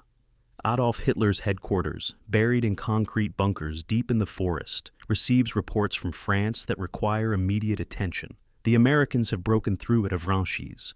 German forces in Normandy are falling back in disorder. The entire defensive line is collapsing. Most military commanders, receiving such news, would order immediate withdrawal to defensible positions. Preservation of forces for future operations, trading space for time. Hitler is not most commanders. He studies the map spread before him and sees not disaster, but opportunity. If American forces have thrust through Avranches, he reasons, they've created a narrow corridor connecting their breakout forces to their supply bases. That corridor is vulnerable. Cut the corridor, and the American forces south of Avranches are isolated, surrounded, doomed. It's the kind of strategic reversal that could transform defeat into victory. Hitler orders preparation for Operation Lüttich, a counterattack from east to west to recapture Avranches and annihilate the American forces that have broken through. The plan requires concentrating Germany's last mobile reserves in France, 4 panzer divisions with approximately 250 tanks. 1st SS Panzer Division, Leibstandarte, 2nd SS Panzer Division. Das Reich, 2nd Panzer Division, and 116th Panzer Division will attack westward from Mortagne, driving 40 miles to the coast, cutting the American corridor at its narrowest point. It's an audacious plan that might have worked in 1940 when German armor enjoyed qualitative and tactical superiority. In 1944, it's a plan that ignores several critical realities. First, Allied air supremacy means German forces moving in daylight will be slaughtered by fighter bombers. Second, American intelligence has broken German codes, meaning Allied commanders know the attack is coming before it launches. Third, attacking westward, deeper into the forming pocket, positions German forces exactly where Allied encirclement efforts want them. But Hitler isn't interested in these objections. The attack will proceed. August 7th, 1944. Midnight. German panzer forces attack at Mortagne with the advantage of darkness and initial surprise. The American 30th Infantry Division, holding defensive positions around the town, takes the initial assault. German tactics are excellent. Combined arms teams of tanks and infantry, supported by artillery, attacking on narrow frontages to achieve local superiority. The attack makes progress. Forward German elements penetrate several miles into American positions. The 30th Division's defensive line bends dangerously. Some American units withdraw under pressure. By dawn, German forces have advanced 3 miles, and are pushing toward high ground that dominates the surrounding terrain. If the attack maintains momentum, Morton will fall by afternoon, and the road to Avranches lies open beyond. But dawn brings catastrophe for the German attack. As the sun rises and visibility improves, Allied fighter bombers arrive in waves. The weather is perfect: clear skies, unlimited visibility, target-rich environment. P-47 Thunderbolts armed with 500-pound bombs and rockets dive on German armor. British Typhoons fire rockets that can penetrate tank armor at the right angle. The attacks are relentless. German tankers, veterans of campaigns in Russia and North Africa, later describe Operation Ludic as the worst air attack they've experienced. Tank commanders who survived the war estimate that 90% of their losses came from air attack rather than ground combat. The German advance, which seemed unstoppable in darkness, grinds to halt in daylight. Forward units that penetrated deepest into American lines find themselves cut off, surrounded, destroyed, piecemeal. The 30th Division's defense centers on Hill 317, a modest elevation east of Mortain that provides observation over the entire battlefield. The 700th Tank Destroyer Battalion and elements of the 120th Infantry Regiment hold the hill against repeated German attacks. They're surrounded by August 7th evening, completely cut off, under continuous fire from German artillery and tanks. Supplies run low, casualties mount. Radio contact with division headquarters is intermittent. For 6 days, these surrounded troops hold Hill 317, calling in artillery fire on German positions, directing airstrikes, refusing surrender demands. Their resistance disrupts the entire German timetable. Tanks can't advance while American observers on the hill direct fire onto their assembly areas. Infantry can't maneuver while Hill 317 dominates the approaches. The surrounded garrison becomes the anchor that stops the entire German attack. By August 9th, Operation Ludic has clearly failed. German forces have advanced less than 10 miles, nowhere near Avranches, nowhere near cutting the American corridor. Casualties are heavy. Estimates suggest 100 tanks destroyed, thousands of infantry killed or wounded. All the gains made in the first 12 hours lost in the subsequent 60 hours. Worse, from Germany's strategic perspective, the attack has positioned 4 panzer divisions, Germany's last mobile reserves in France, 20 miles deeper into the forming Allied encirclement. Instead of pulling back to defensible positions along the Seine, German forces are now committed to a salient that's becoming a trap. General Günther von Kluge, commanding German forces in the west, sends increasingly desperate messages to Hitler's headquarters requesting permission to withdraw. The requests are denied. Hold every meter of ground. Counterattack again. Retreat is forbidden. The intelligence dimension of Operation Ludic demonstrates how thoroughly the Allies have penetrated German communications. Ultra-intercepts, decoded German radio messages, provided Bradley with Hitler's complete attack plan 48 hours before it launched. Allied commanders knew which divisions would attack, from which directions, toward which objectives, at what time. This knowledge allowed positioning of reserves, pre-registration of artillery fire on likely German approach routes, and coordination of air support before the attack even began. German commanders, believing their communications were secure, transmitted operational orders by radio. British codebreakers at Bletchley Park decrypted those orders within hours. The information flowed to Eisenhower, to Bradley, to corps and division commanders, while German attack units were still moving into assembly areas. Its technological advantage converted into operational advantage, and it represents the kind of intelligence superiority that makes victory almost inevitable. The failure of Operation Ludic has consequences beyond the immediate tactical defeat. First, it commits Germany's last mobile reserves to a position where they'll be trapped in the Falaise pocket. Second, it demonstrates that German armor, once the terror of European battlefields, has become almost helpless when Allied air power can operate without opposition. Third, it proves to Hitler's generals that their supreme commander is making operational decisions disconnected from battlefield reality. Von Kluge, after Operation Ludic's failure, begins considering how to end the war, not how to win it, but how to survive it. Within weeks, he'll be relieved of command, implicated in the July 20th plot to assassinate Hitler, and he'll commit suicide rather than face trial. The failed attack at Mortain is his last significant operation. It's also Germany's last offensive operation in France. From August 9th forward, German forces will retreat continuously until they reach their own border. For the Allies, Operation Luttich is a gift. The German attack, far from threatening the American position, actually enables the encirclement that leads to Falaise. Patton, receiving reports of the German counterattack, immediately understands its implications. If German forces are attacking westward at Mortain, they're moving away from the escape routes to the east. If German mobile reserves are committed to Mortain, they're not available to keep the Falaise Gap open. The attack that Hitler intended as a strategic masterstroke becomes the final mistake that dooms the German position in France. When asked later about Operation Luttich, Patton summarizes it with characteristic bluntness. The Germans should have retreated. Instead, they attacked and committed suicide. I suppose we should thank them for their stupidity. It's harsh, but essentially accurate. Operation Luttich is the operation that didn't need to fail. Germany chose failure by attacking when every military principle said to retreat. August 19th, 1944. The Falaise pocket closes at last, and the pause that constrained Third Army for a week evaporates instantly. Patton's orders to his corps commanders are brutally simple. Get on the road to Paris. Don't stop for anything. Don't wait for supplies. Don't ask permission. Just go. Within hours, columns of American armor are racing eastward, leaving the carnage of Falaise behind, and focusing on the next objective 90 miles ahead, the Seine River.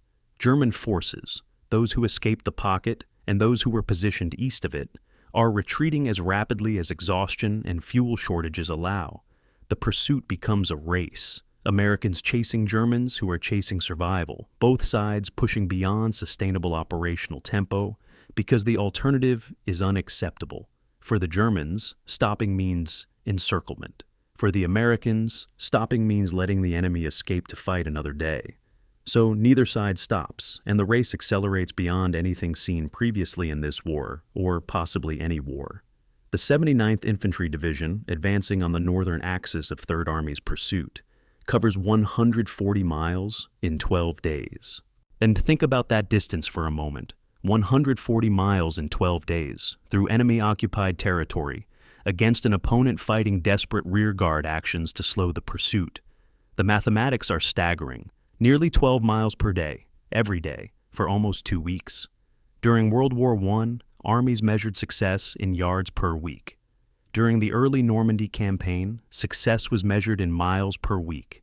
Now, Third Army is measuring success in dozens of miles per day, rewriting the operational playbook in real time. The advance would be impressive if unopposed. It's extraordinary when you consider it's occurring against German forces that, even in retreat, maintain tactical competence and willingness to fight. August 23, 1944. Int elements of the 79th Division reach Montes-Gassicourt on the Seine River, 40 miles downstream from Paris. 4 days from Falaise on August 19th to the Seine on August 23rd, covering 70 miles of the 140-mile distance. The remaining divisions of Third Army follow at similar pace. 5th Armored Division reaches the Seine at Melun, south of Paris. 12th Corps establishes bridgeheads across the Seine at multiple points, taking advantage of German disorganization to cross before defenses can be prepared. The Seine represents the traditional defensive barrier protecting Paris from the east, the line where German forces hope to reorganize and make a stand. Instead, American forces reach the Seine before German forces retreating from Normandy, cutting off thousands more troops who become trapped between the river and pursuing Allied armies. The key to maintaining this pace is accepting that perfection is the enemy of good enough. Supply lines stretch beyond breaking point. Gasoline is short, so units siphon fuel from less critical vehicles to keep tanks moving. Ammunition is short, so forward units are told to bypass resistance rather than fight through it. Food is short, so soldiers subsist on field rations supplemented by whatever they can liberate from French towns they pass through. Medical evacuation is nearly impossible for forward units, so Wounded are left in French villages with instructions to resistance fighters about their location. Vehicles break down and are abandoned. Soldiers fall asleep while marching and must be physically shaken awake by their sergeants. The Red Ball Express, dedicated truck convoys rushing supplies forward, operates beyond designed capacity, with drivers covering 600-mile round trips on roads never intended for such traffic. The Red Ball Express itself becomes one of the war's logistical miracles and disasters. 6,000 trucks, organized into convoys of 50 to 60 vehicles each, run continuously between supply dumps in Normandy and forward depots near the front lines. The system is necessary because captured French railroads remain damaged and won't be fully operational for months. The trucks operate on restricted routes, one route for loaded trucks heading forward, a parallel route for empty trucks returning to reload. Traffic moves 24 hours per day. Speed limits are ignored. Safety regulations are waived. The drivers, yes, predominantly black soldiers in segregated transportation units, push their vehicles beyond mechanical limits. 30 to 40 trucks per day break down and are abandoned along the roadside. The system delivers approximately 12,000 tons of supplies daily, roughly half what the advancing armies need, but enough to barely sustain forward movement. The strain shows in every metric. Third Army's authorized strength in August is 350,000 men. Actual supply deliveries support perhaps 200,000.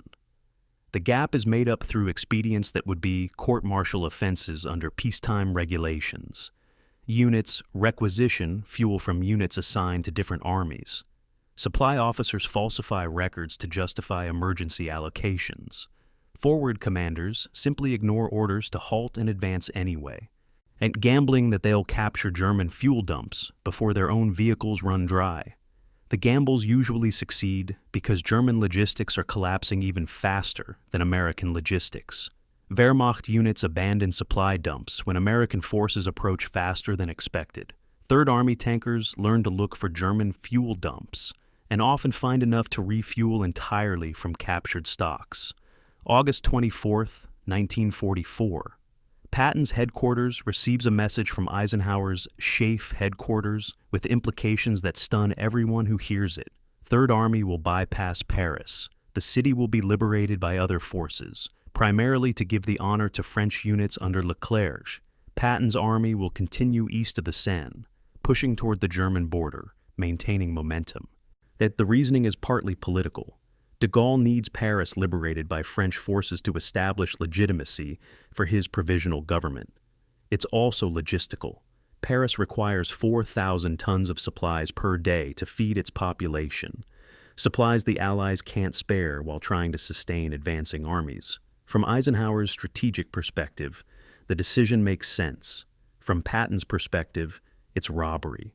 His forces are 15 miles from the greatest prize in Western Europe, and he's being told to drive past it. The order to bypass Paris crystallizes the fundamental tension in Patton's relationship with higher command. He's operationally brilliant, strategically limited, and politically tone-deaf. He sees military objectives: destroy the enemy, capture terrain, maintain momentum. And he doesn't see or doesn't care about political objectives: restore French sovereignty, manage coalition dynamics, consider post-war implications. When staff officers explain why Paris must be liberated by French forces, Patton's response is characteristically blunt. I could take Paris with a corporal's guard, but apparently politics matter more than winning wars. He's not entirely wrong. Politics do matter, especially in coalition warfare. But he's also not entirely right. Winning wars requires more than tactical brilliance. It requires maintaining alliances, considering humanitarian concerns, planning for occupation and governance. These complications bore Patton, and his boredom blinds him to their importance. August 25, 1944. While Leclerc's French 2nd Armored Division liberates Paris to scenes of delirious celebration, Third Army continues racing eastward. 12th Corps establishes bridgeheads across the Seine at Troyes, 100 miles southeast of Paris. 20th Corps crosses at Melun. The Seine, Germany's last natural defensive barrier before the German border itself, falls without the weeks-long battle German commanders hoped to fight. Forward elements of Third Army are now 150 miles from the Avranches bottleneck they squeezed through just 3 weeks earlier. They have covered that distance faster than German armies covered similar distances during the invasion of France in 1940, and they've done it against opposition rather than through nearly undefended territory. The exploitation phase that began on August 1st has exceeded every optimistic prediction, but it's about to hit an obstacle that Patton's aggressive tactics cannot overcome: the laws of physics and arithmetic that govern logistics. By August 27th, fuel shortages that have been building throughout the month reach critical levels. Entire divisions halt because they've literally run out of gasoline. Tank battalions report themselves immobile. Tanks operational, crews ready, no fuel in the tanks. Patton's headquarters transmits increasingly desperate requests to higher command. Send fuel, send it now. The advance will stop without it. The response is that fuel is being sent, but Normandy beaches are 500 miles behind the front lines. Captured ports remain damaged. Trucks are in short supply. And there's simply not enough logistical capacity to support the pace of advance Third Army has sustained. The arithmetic is brutal. Third Army needs 400,000 gallons of gasoline per day. Available supply delivers 30,000 gallons per day. The exploitation phase that seemed unstoppable is about to stop, not because German resistance grows stronger, but because American supply lines can't keep pace with American success. August 23rd, 1944, 15 miles west of Paris. 15th Corps headquarters, recently pulled from Third Army's control and assigned directly to Bradley's command for political reasons. General Wade Heislip receives orders he never expected. His corps, specifically Leclerc's 2nd French Armored Division, will have the honor of liberating Paris, not Third Army, not Patton. While the French, supported by American forces, will enter the city that's been under German occupation for 4 years. Heislip understands the politics immediately. Charles de Gaulle, leader of Free French forces, has been maneuvering for months to ensure Paris is liberated by French troops to establish his government's legitimacy. Eisenhower, managing a coalition that includes prickly British, proud Americans, and intensely political French, has decided the diplomatic benefits outweigh the operational complications. France will liberate its own capital with Allied support, and Patton will have to accept being sidelined from the war's most symbolic victory. 12 miles south of Paris, Patton's forward elements sit in frustration so intense it's almost physical. The 12th Corps has reached the suburbs, all close enough that tankers can see the Eiffel Tower on clear days. Advance patrols have probed into the city outskirts and reported light resistance, confused German defenders, jubilant civilians. Everything about the tactical situation suggests Paris could be taken in hours with minimal casualties. Patton calls Bradley repeatedly, requesting permission to accidentally advance into the city, to pursue retreating Germans who happen to retreat toward Paris, to take any action that would put American forces, his forces, into Paris ahead of the French. Bradley denies every request. The political decision has been made at the highest levels. De Gaulle has been promised. Leclerc's division is already en route. Third Army will continue east and leave Paris to others. August the 24th, 1944. Leclerc's 2nd French Armored Division begins its approach to Paris from the south and west. The division's composition reflects the complex history of Free French forces: soldiers who fled France in 1940, colonials from North Africa, resistance fighters who joined the division after Allied landings. They're equipped with American tanks and vehicles, but organized in French tradition, with French flags flying from every antenna. As they approach the city, the advance becomes something between military operation and triumphal procession. Civilians emerge from hiding, waving flags, throwing flowers, offering wine to passing soldiers. Church bells ring across the city, a sound Parisians haven't heard for 4 years because the occupation prohibited it. Resistance fighters, many members of the French forces of the interior who have been conducting urban guerrilla warfare against the Germans, intensify their attacks to support the arriving regular forces. The German garrison in Paris faces an impossible situation. General Dietrich von Choltitz commands approximately 20,000 troops. theoretically sufficient to defend the city. But his troops are a mixture of second-rate occupation units, walking wounded from hospitals, and administrative personnel pressed into combat roles. They lack mobility, heavy weapons, and, increasingly, the will to fight. Hitler has ordered Paris defended to the last man and, if necessary, destroyed to prevent its capture. Von Choltitz has demolition charges placed on the Eiffel Tower, Notre Dame Cathedral, the bridges across the Seine, and other historic structures. The order is explicit. If Paris falls, it falls in ruins.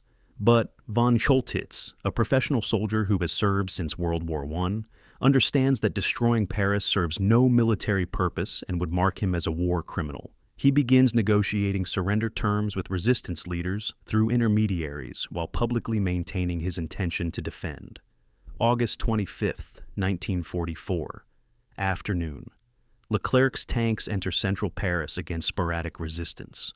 Some German units fight from barricaded positions, forcing firefights that echo through streets lined with 19th century buildings. Most German troops surrender or simply fade away, abandoning weapons and uniforms in the hope of avoiding capture. Von Choltitz, understanding that continued resistance is both futile and destructive, thus arranges to formally surrender at the prefecture of police to avoid the humiliation of surrendering to resistance fighters.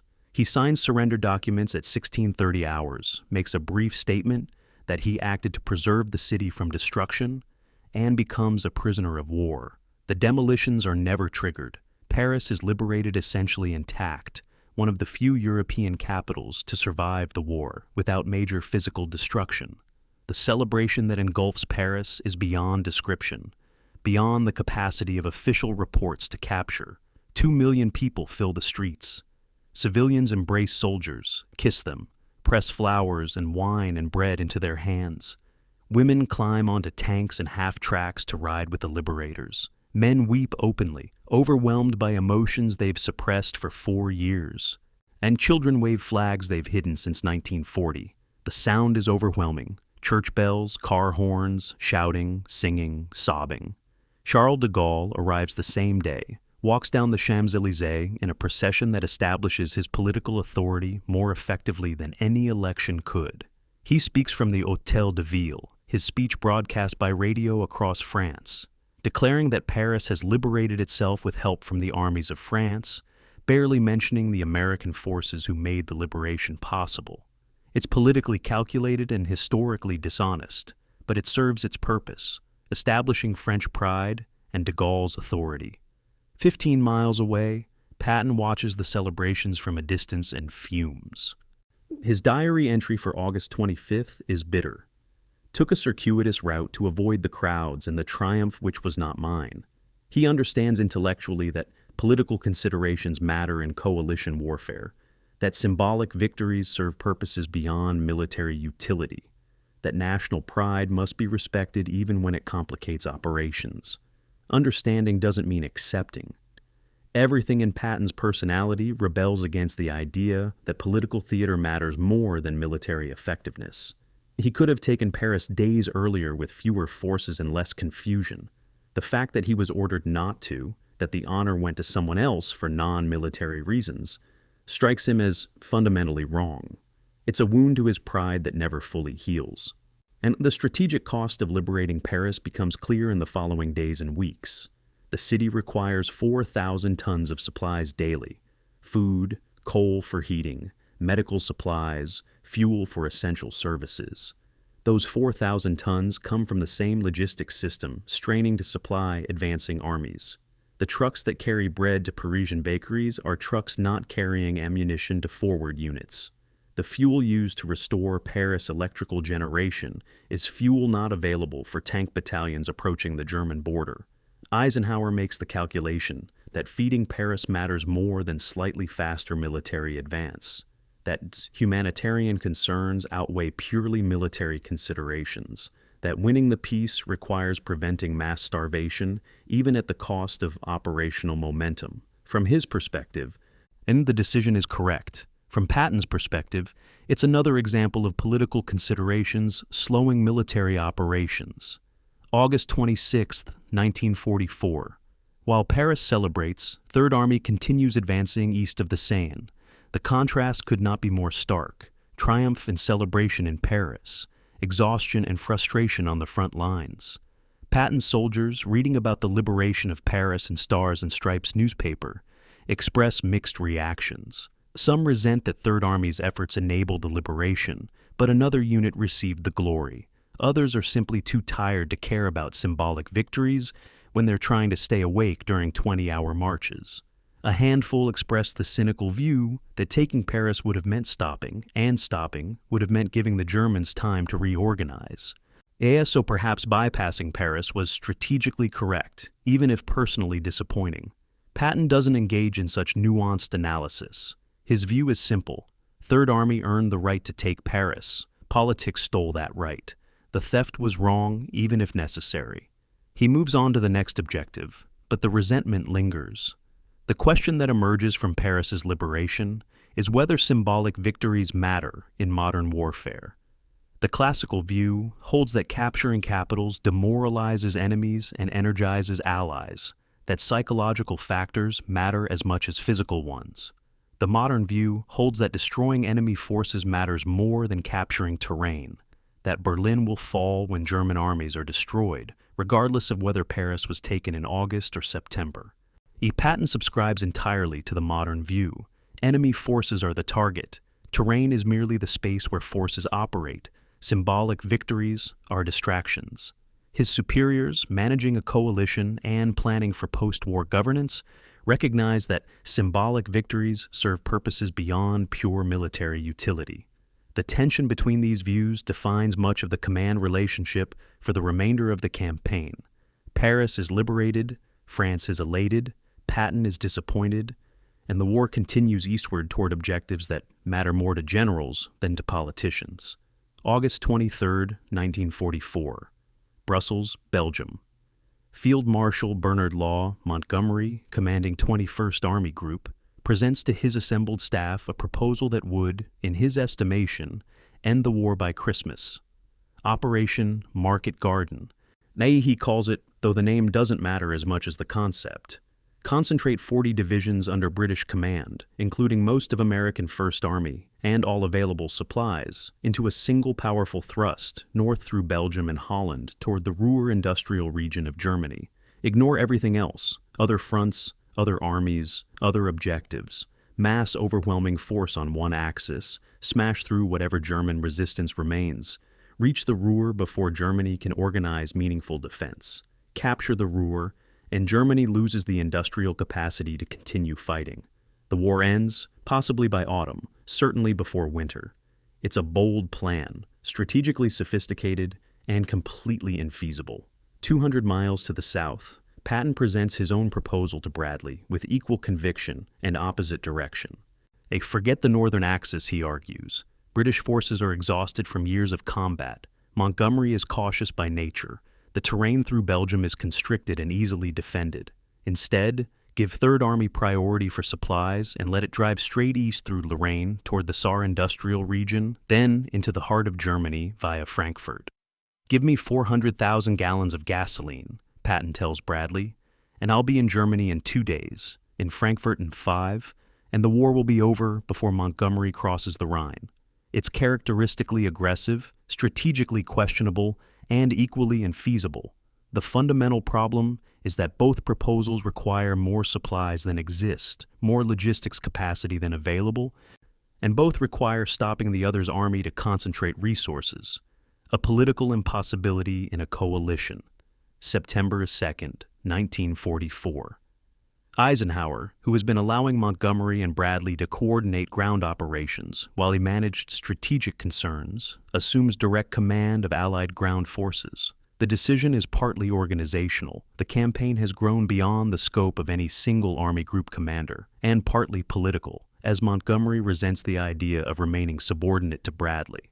Eisenhower's first major decision as ground commander is announcing his strategic approach, broad front advance. All Allied armies will advance toward Germany simultaneously, maintaining pressure across the entire line, preventing Germans from concentrating reserves against any single threat. No single thrust. No dramatic gambles. methodical, coordinated, overwhelming pressure that exploits Allied superiority in resources. It's militarily sound, politically necessary, and operationally conservative. It's also exactly the opposite of what both Montgomery and Patton wanted. The broad front strategy has logic supporting it, logic that Eisenhower articulates to subordinates who are skeptical. First, coalition politics require keeping all Allied forces engaged. You cannot tell French forces to sit idle while British forces advance, or tell American armies to halt while British armies get priority. Second, a narrow thrust creates vulnerable flanks that German forces expert at counterattack will exploit. Third, the current logistic situation cannot support a sustained single thrust by any army to the German border. The supplies simply don't exist.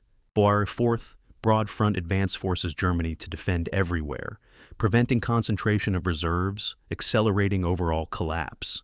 The strategy accepts slower progress on any single axis in exchange for pressure across all axes simultaneously. It's the strategy of a coalition commander balancing military effectiveness with political reality. Patton's reaction to the broad front strategy is predictably explosive. He calls it timid, wasteful, and, in private conversations, uses considerably harsher language. His argument is that wars are won by decisive action, not by cautious distribution of effort. Concentrate overwhelming force at one point, achieve breakthrough, exploit ruthlessly. Accept risk to flanks because maintaining momentum matters more than security. He cites Hannibal, Napoleon, Lee, and every historical commander who won through audacity and maneuver. He points to Third Army's August performance as proof that aggressive exploitation works. He argues that the opportunity to end the war in 1944 will be lost if Eisenhower pursues methodical advance over aggressive exploitation. His arguments are operationally sophisticated, historically grounded, and strategically naive. He doesn't grasp or doesn't care that coalition warfare operates under different constraints than textbook military operations. Montgomery's reaction is more measured publicly, but equally bitter privately. He proposes a compromise: give Northern Axis priority, let 21st Army Group lead the main effort with American support, keep 3rd Army on minimal supplies to maintain defensive posture. It's strategically identical to his earlier proposal, but phrased as compromise. Eisenhower recognizes it as such and rejects it. The British press and British military establishment begin grumbling that American caution is prolonging the war, that Montgomery's plan would have succeeded if given chance, that political considerations are overriding military judgment. The grumbling creates diplomatic complications that Eisenhower has to manage while simultaneously directing a multi-million-man army in combat. It's a demonstration that theater command in coalition warfare is as much political as military. September 5, 1944. Eisenhower meets personally with Patton at Third Army headquarters to explain the broad front decision and provide supply allocations. The meeting is tense. Patton presents calculations showing that with adequate fuel, Third Army can reach the Rhine in 1 week, cross it before Germans can organize defense, and be positioned to drive into the industrial heart of Germany. Eisenhower listens patiently, then responds that adequate fuel doesn't exist, that logistics cannot support the operational tempo Patton proposes, that political reality requires all armies advance together. George, he says according to witnesses, you will continue advancing as supplies permit, but all armies will advance, not just yours. Patton salutes, acknowledges the order, and spends the evening writing in his diary that the war will now take until spring to complete because caution has been elevated above boldness. The fundamental disagreement centers on risk tolerance. Patton is willing to accept enormous risk, exposed flanks, inadequate supplies, communication lines stretch beyond breaking point, because he believes maintaining momentum trumps security concerns. Eisenhower is unwilling to accept such risk because he's responsible for the entire Allied effort, not just one army, and a disaster on one front affects the entire coalition. Patton sees the immediate tactical opportunity and wants to exploit it regardless of strategic complications. Eisenhower sees the strategic picture and insists on approaches that minimize risk to the coalition. Neither view is wrong. They operate at different levels of warfare with different responsibilities. But the friction between them shapes the remainder of the campaign. The supply arithmetic that drives Eisenhower's decision is brutal and unarguable. Eat available logistics capacity in early September, 12,000 tons per day delivered to forward armies. Required to support Montgomery's northern thrust, 10,000 tons per day. Required to support Patton's eastern thrust, 8,000 tons per day. Required to support modest advances by all armies, 15,000 tons per day. The numbers don't add up. Montgomery's plan requires stopping Third Army completely. Patton's plan requires stopping British armies completely. Broad Front requires accepting slower pace for everyone, but keeps all armies engaged and minimizes risk. The decision is almost mathematical. Political factors and coalition maintenance aside, the logistics simply don't exist to support either single thrust proposal. Eisenhower chooses the option that stays within available resources. It accepts criticism from subordinates who want more, and bets that methodical pressure will produce victory even if slower than alternatives. The counterfactual question haunts historical analysis.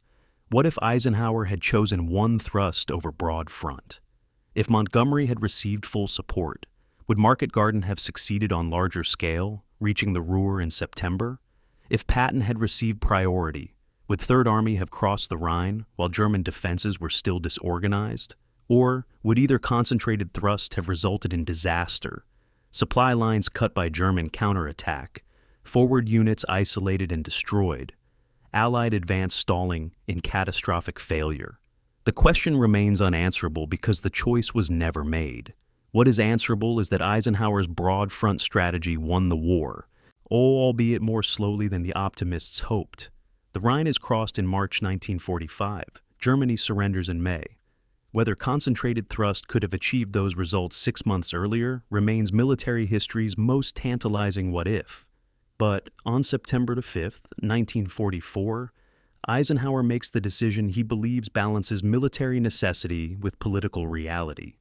The Broad Front advance begins, and Third Army's exploitation phase ends not with dramatic breakthrough, but with gradual supply-induced strangulation. September 1st, 1944. Moselle River, eastern France. Elements of 12th Corps reach the river after 4 days of rapid advance from the Seine. The tankers expect to cross immediately, to establish bridgeheads on the eastern bank, or to continue the momentum that has carried them across France. Instead, they receive orders to halt and await supplies before attempting crossing. Tank commanders check fuel gauges and understand immediately. Most vehicles show less than quarter tanks. Some have nearly empty fuel cells. Artillery battalions report they're down to emergency ammunition stocks. Supply convoys that should have arrived yesterday are still somewhere between Normandy and the front, delayed by breakdowns, traffic, and the simple mathematics of distance. For the first time since breaking out at Avranches, Third Army stops advancing, not because Germans stopped them, but because the laws of physics and logistics have finally caught up with operational audacity. September 2nd, 1944. The fuel crisis that has been building throughout August reaches critical mass. 12th Corps reports it has sufficient gasoline for 1 day of limited operations. 20th Corps reports the same. 15th Corps, positioned further north, reports slightly better supply status, but still nowhere near adequate for sustained operations. Patton's headquarters transmits urgent requests to Bradley's 12th Army Group. Send fuel immediately. The advance cannot continue without it. Third Army is immobilized not by enemy action, but by friendly supply failures. Bradley's response is sympathetic, but unhelpful. All available fuel is being distributed according to Eisenhower's priorities. Third Army is receiving its allocated share. No additional fuel is available. Patton's reaction to this news includes language the official histories sanitize to extreme displeasure. The Red Ball Express, that improvised logistics miracle that kept Third Army moving through August, has reached its breaking point. Trucks designed for 50,000-mile service lives have covered twice that distance in 2 months. Drivers who should rotate off duty after 8-hour shifts are working 20-hour days because there aren't enough drivers to maintain rotation schedules. The roads from Normandy to the front, 600 miles each way, are littered with broken-down vehicles pushed to the side and abandoned. Maintenance that should be performed after every mission is skipped because stopping for maintenance means delaying supplies. The result is predictable. Trucks break down in increasing numbers. Our supply deliveries decrease. The gap between required and available supplies widens daily.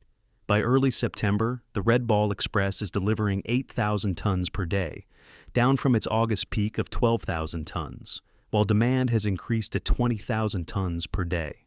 September 3, 1944. In desperation, Patton's staff arranges for fuel to be delivered by air.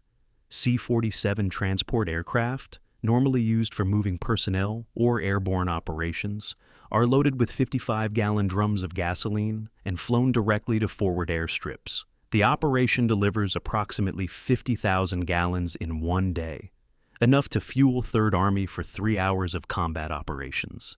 It's better than nothing, but nowhere close to adequate. The cost in transport aircraft capacity is staggering.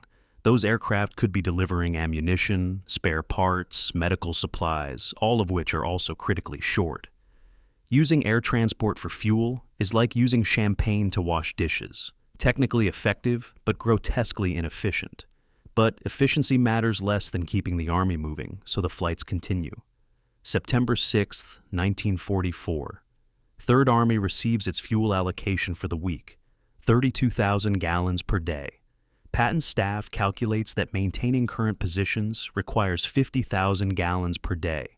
Conducting limited offensive operations requires 200,000 gallons per day. Achieving the operational tempo of August would require 400,000 gallons per day. The allocation of 32,000 gallons represents approximately 8% of what's needed for aggressive operations. Patton calls the allocation a drop in the bucket, or rather, not in the bucket. In a conversation with Bradley, he's told, again, that more fuel is not available, that logistics are distributing supplies as fairly as possible given limited resources, that all armies are experiencing similar shortages. The explanation doesn't mollify him, because his operational philosophy centers on maintaining momentum, and momentum requires fuel that doesn't exist. The German perspective on this period reveals how close Third Army came to achieving complete breakthrough. German commanders interviewed after the war consistently state that early September represented their most vulnerable moment of the campaign. The West Wall, Germany's fortified border defenses, were not yet fully manned. Replacement troops hadn't arrived from Germany. Equipment destroyed in France hadn't been replaced. The Rhine River crossings were largely undefended. One German general, interrogated by Allied intelligence in October, estimated that Third Army could have reached the Rhine in September if fuel had been available, and that crossing the Rhine against the minimal defenses present at that time would have been relatively simple. He continued, "You Americans stopped yourselves with supply problems. We stopped nothing. We had nothing with which to stop you." The contrast between what was possible and what was achieved creates one of the campaign's great frustrations. Third Army, having covered 600 miles in 30 days, and stops 50 miles from the German border for lack of fuel. The enemy is disorganized, defenses are minimal, victory seems within grasp, and yet the advance stops not because anything the enemy does, but because of arithmetic. Distance from ports to front, 600 miles. Truck capacity, 12,000 tons per day. Required supplies, 20,000 tons per day. The math doesn't work, and no amount of aggressive leadership or tactical brilliance can overcome insufficient fuel. Patton, who has built a career on overcoming obstacles through audacity and willpower, faces an obstacle that cannot be overcome: empty fuel tanks and no immediate prospect of filling them. September continues with Third Army conducting limited operations as supplies permit. A division attacks for 2 days. It then halts for 3 days while fuel and ammunition are replenished. Artillery fires missions to support infantry, but conserves shells against future need. Reconnaissance patrols probe German positions, but avoid engagement when possible to conserve fuel. Its warfare reduced to slow motion. Every operation measured against its supply cost. Aggressive instincts constrained by logistical reality. For soldiers who have spent August racing across France, The September halt is psychologically devastating. They can see German positions ahead, can sense enemy weakness, understand they're winning, and they're forced to sit idle while supply trucks crawl forward from distant ports. The logistics officers, often unsung heroes of military operations, work miracles throughout September to keep even minimal supplies flowing forward. They establish forward supply depots closer to front lines. They prioritize critical items, fuel for tanks, ammunition for artillery, medical supplies for casualties. They create distribution systems that allocate scarce resources based on operational need rather than administrative fairness. They improvise constantly, using captured German vehicles, commandeering civilian trucks, even employing trains on the few railway lines that have been repaired. Their efforts keep Third Army operational when mathematically it should have collapsed entirely. But miracles have limits, and the limit in September 1944 is that supply capacity cannot expand fast enough to support continued rapid advance. By mid-September, the window for easy victory closes. German forces retreat to the West Wall and begin preparing defenses. Replacement troops arrive from Germany. Equipment destroyed in France is partially replaced. The Wehrmacht, having spent 6 weeks in chaotic retreat, begins reorganizing into coherent defensive formations. The opportunity that existed in early September, disorganized enemy, minimal defenses, clear path to Rhine, evaporates by mid-September. Whether adequate supplies could have exploited that opportunity remains unanswerable. What is certain is that opportunity unexploited is opportunity lost, and Third Army loses its opportunity not to German counterattack or defensive brilliance, but to empty fuel tanks and a supply system stretched beyond breaking. The drive across France, launched so dramatically at Avranches, ends not with a bang, but with vehicles gradually running out of gasoline and coasting to a halt miles short of their objective. And on August 15th, 1944, Utah Beach, Normandy, the first convoy of the Red Ball Express departs for the front lines, 400 miles to the east. 60 trucks, each loaded with 5 tons of supplies, roll forward in the tight convoy. The route is marked with red balls, painted markers every few hundred yards indicating the designated supply highway. 1 lane for loaded trucks moving forward, a parallel lane for empty trucks returning to reload. Drivers are told to maintain speed, follow the truck ahead, and not deviate from the route. The first convoy reaches the front lines in 36 hours, unloads, and returns to the beaches for another load. It's the beginning of one of World War II's most impressive and ultimately inadequate logistics operations. The Red Ball Express will haul more than 400,000 tons of supplies over 3 months of operation, averaging 12,500 tons per day at peak efficiency. And it will never be enough. The fundamental problem is distance. Every mile forward that Allied armies advance adds 2 miles to supply lines. 1 mile forward, 1 mile back for empty trucks. When the front is 50 miles from the beaches, supply runs are manageable. When the front is 500 miles from the beaches, supply runs become exercises in endurance and vehicular attrition. A loaded truck leaving Normandy beaches requires 18 hours to reach the front, assuming no breakdowns, no traffic delays, no combat interference. The driver unloads, turns around, and requires another 18 hours to return, 36 hours total. That same truck and driver could deliver supplies more than 20 times per day if the front were 10 miles away, versus fewer than once per day at 500-mile distance. The mathematics are brutal and unyielding. Success in advancing creates distance that makes further success increasingly difficult. The port situation complicates everything. Cherbourg, captured in late June and touted as the solution to supply problems, proves disappointing. German engineers demolish the port so thoroughly that repairs take months. By September, Cherbourg handles 15,000 tons per day, respectable but far short of its estimated pre-war capacity of 150,000 tons per day. The Normandy artificial harbors, engineering marvels constructed specifically for the invasion, and suffered damage in channel storms and never achieved designed capacity. The ports in Brittany, captured at such cost during August, are either still under siege or so thoroughly destroyed they won't be operational until 1946. Antwerp, the great port that could solve all supply problems with its 20,000 ton per day capacity, is captured on September 4th, but can't be used because the Scheldt estuary leading to it remains in German hands and heavily mined. Antwerp won't open until November 28th. So, supplies flow primarily across the beaches and through Cherbourg. Inadequate volume funneled through inadequate infrastructure to armies advancing faster than anyone planned. The engineers, tasked with expanding port capacity and repairing railways, work miracles of construction and organization. At French railway lines, systematically destroyed by Allied bombing before the invasion to prevent German reinforcement, are being rebuilt at 30 miles per week. But the armies have advanced 300 miles, requiring 10 weeks of railway construction to reach them, and by the time construction catches up, the armies will have advanced further. It's a race the engineers cannot win. Everything depends on trucks, and the truck system is breaking under strain it was never designed to endure. Vehicle attrition becomes the hidden crisis within the larger supply crisis.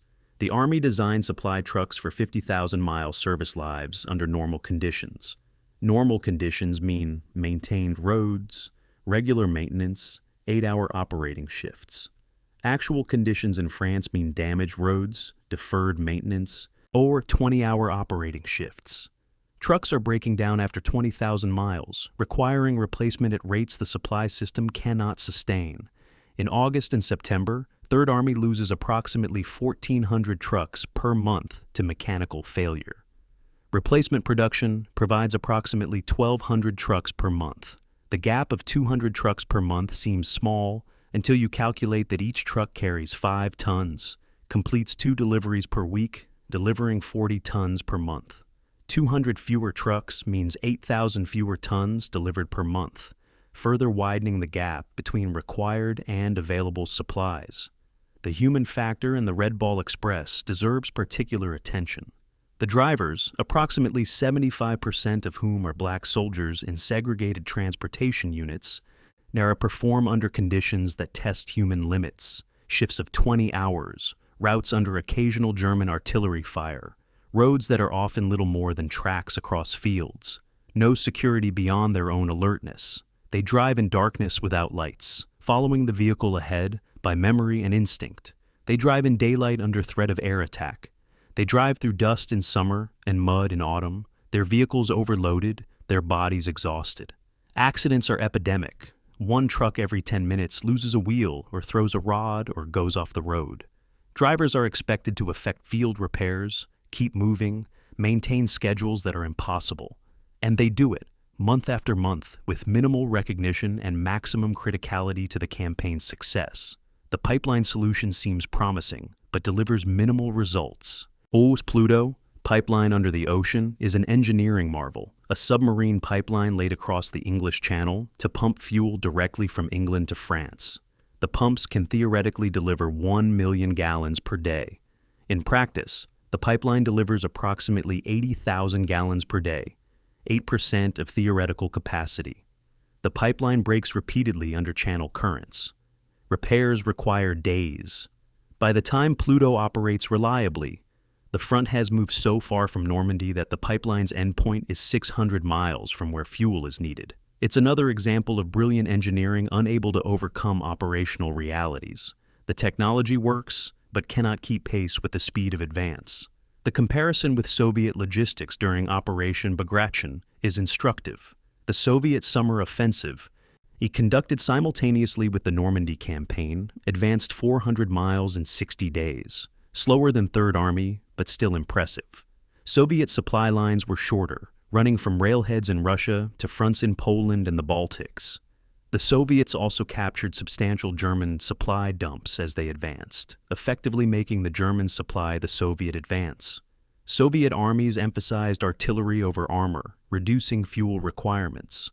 Soviet operational doctrine accepted casualty rates.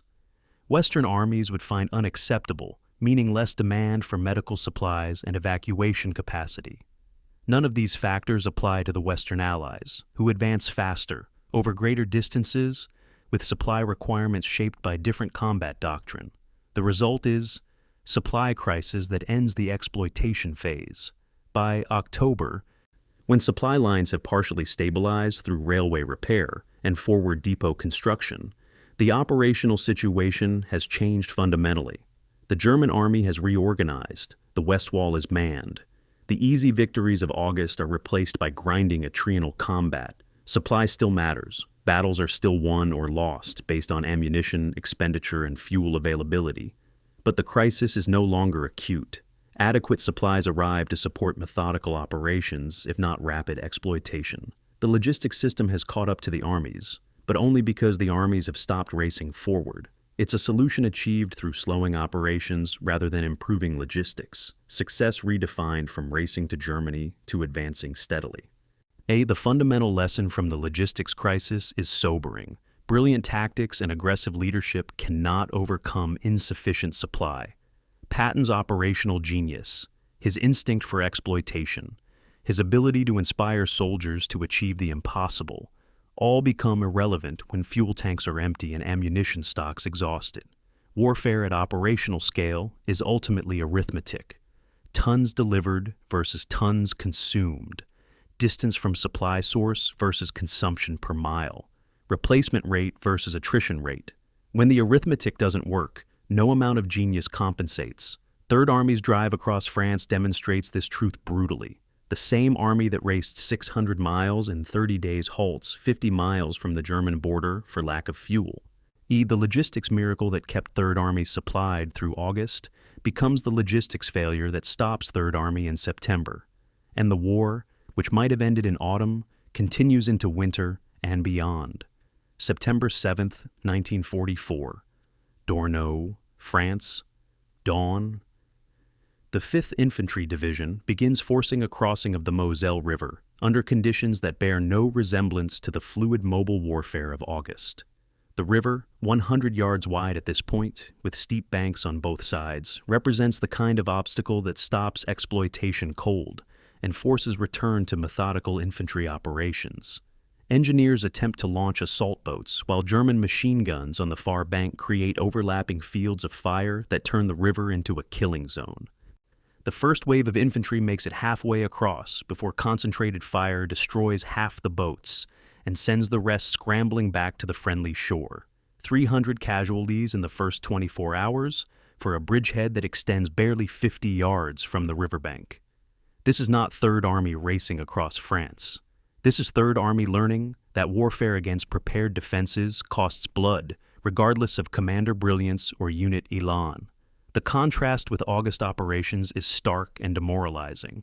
A month ago, Third Army bypassed obstacles, accepted risk to flanks, maintained momentum at all costs. Now, obstacles cannot be bypassed because supplies don't exist to support wide maneuvers. Risks to flanks cannot be accepted because German forces have reorganized and will exploit those risks. Momentum has died for lack of fuel, and what remains is the grinding necessity of taking fortified positions through direct assault. The soldiers who covered 600 miles in 30 days now struggle to advance 6 miles in 30 days. Not because they've become less capable, not because their leadership has deteriorated, but because the operational situation has changed fundamentally. The enemy is no longer retreating in disorder. The enemy is defending from prepared positions with adequate supplies and reinforcement. September 15th, 1944. Third Army's focus shifts to Metz, the ancient fortress city that guards the Moselle crossings and the approaches to Germany. Metz has been fortified since Roman times, reinforced by Vauban in the 17th century, and further strengthened by Germans after annexing Alsace-Lorraine in 1871. The city is surrounded by 43 forts constructed between 1870 and 1916, interconnected by underground passages, built with reinforced concrete and steel, designed to withstand siege by the heaviest artillery available. Fort Driant, the southern anchor of the defensive system, has walls 30 feet thick in some sections, reinforced by steel beams and buried under earth to defeat aerial bombardment. These are not field fortifications that can be overrun by aggressive assault. These are permanent fortifications that require patient siege warfare to reduce. Patton, confronting Metz's defenses, makes a decision that reveals either confidence or hubris, depending on perspective. Rather than methodically besieging each fort, I orders direct assault on Fort Driant with the intention of breaking the fortress complex through aggressive action. September 27th, the assault begins. The 11th Infantry Regiment, supported by engineers with flamethrowers and demolitions, attacks Fort Driant after artillery preparation that fires thousands of shells at the fort's superstructure. The shells crater the earth cover, damage some exposed positions, and have essentially zero effect on the main fortifications. Infantry reach the fort's exterior walls and begin attempts to breach them. German defenders, safe in concrete casemates, fire through weapon slits at troops exposed on the glacis. Flamethrowers project streams of burning napalm at firing ports. Demolition charges blow holes in concrete, and the fort holds, its garrison intact, its defenses functional. It gets German commander reporting he can hold indefinitely against such attacks. October the 3rd through October the 13th, the assault on Fort Driant continues with increasing casualties and no progress. Different approaches are attempted, infiltrating through drainage tunnels only to encounter internal defenses, demolishing one casemate only to discover 3 more behind it, using tanks as mobile artillery, only to have them destroyed by anti-tank guns firing from protected positions. The 11th Infantry Regiment loses 750 men killed, wounded, or missing in 10 days of fighting for a fort that remains firmly in German hands. Patton, visiting the front on October 8th to personally observe the situation, realizes the fort cannot be taken by direct assault without casualties that would devastate the attacking division. And on October 13th, he orders the assault suspended. It's one of the few times in the war when Patton acknowledges that a position is too strong to take through aggressive action. Fort Driant, he later writes, was one of the toughest nuts we had to crack. The failure at Fort Driant forces recalibration of Third Army's entire operational approach. Fortifications will not be assaulted directly, but besieged methodically. Advances will be measured, deliberate, supported by overwhelming artillery preparation. Casualties will be minimized even at the cost of slower progress. These are principles Montgomery has followed throughout the campaign, principles Patton has derided as overly cautious. Now, Third Army adopts them not through choice but through necessity. The transformation is psychologically difficult for an army that has defined itself through aggressive exploitation. Officers who have been rewarded for speed and audacity must now learn patience and methodical approach. Soldiers who have been told to bypass obstacles must now learn to reduce them systematically. The adjustment takes weeks and costs battles that might have been won if conducted differently. November 8, 1944. Third Army launches a renewed offensive toward Metz, this time with adequate supplies and realistic objectives.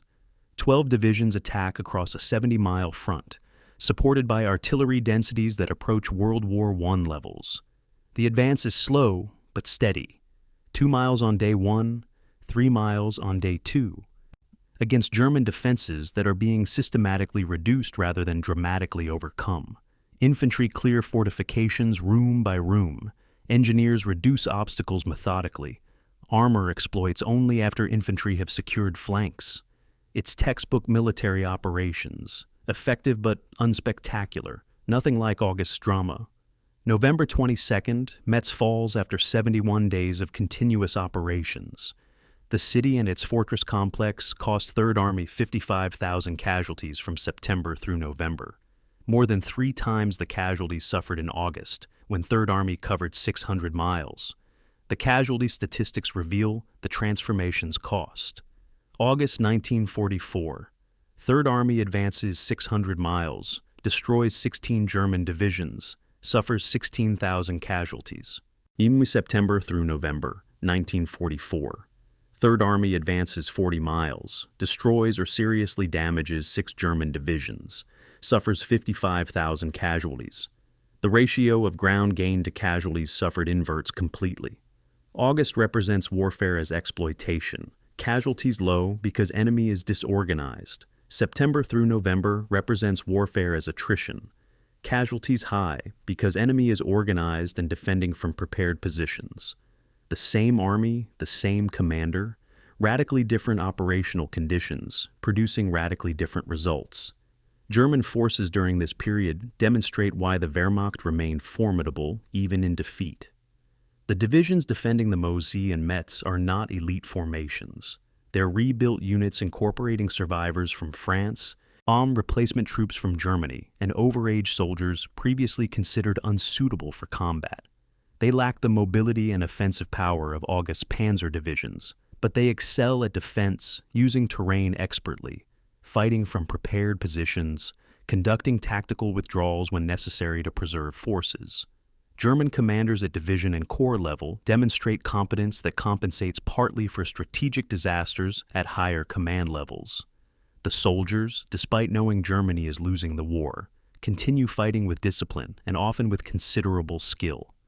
Breaking such resistance requires patient application of superior firepower, and patience is a quality Third Army has had to learn through harsh experience. November 28, 1944.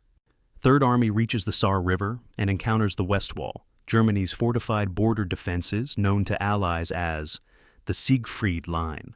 The West Wall consists of 18,000 bunkers, tank obstacles called Dragon's Teeth, minefields, and interlocking defensive positions extending along Germany's western border. It represents the kind of fortification that stopped French armies in 1939, that was designed to be impregnable to anything except prolonged siege. Third Army has taken 3 months to advance from the Seine to the West Wall, covering 200 miles at enormous cost. The West Wall represents the next obstacle, and attacking it will require the same methodical approach that took Metz. The drive across France, which began with explosive breakthrough at Avranches, thus has become grinding advance through fortified zones. The transformation is complete. November 8, 1944. 0600 hours. Along a 70-mile front from Thionville in the north to Dieuze in the south, Third Army launches its most carefully prepared offensive of the war. 12 divisions attack simultaneously after a night of artillery preparation that fires more shells than any previous Third Army operation. The contrast with August operations is total. This is not exploitation warfare, this is attritional warfare, success measured in miles per week rather than miles per day.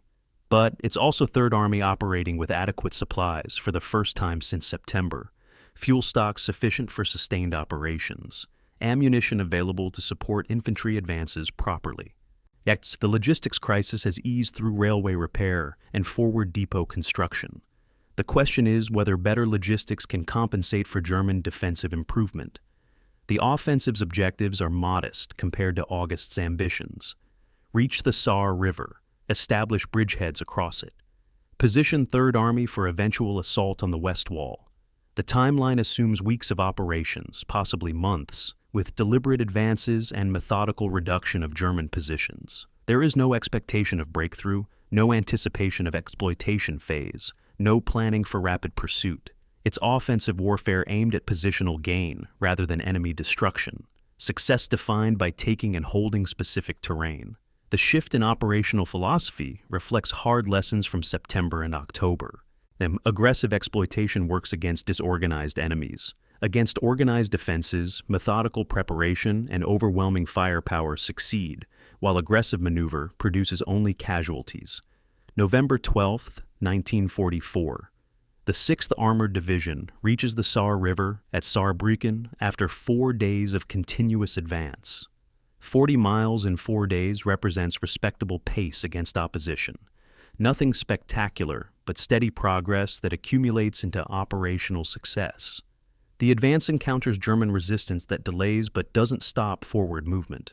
Rear guard positions covered by machine guns and mortars.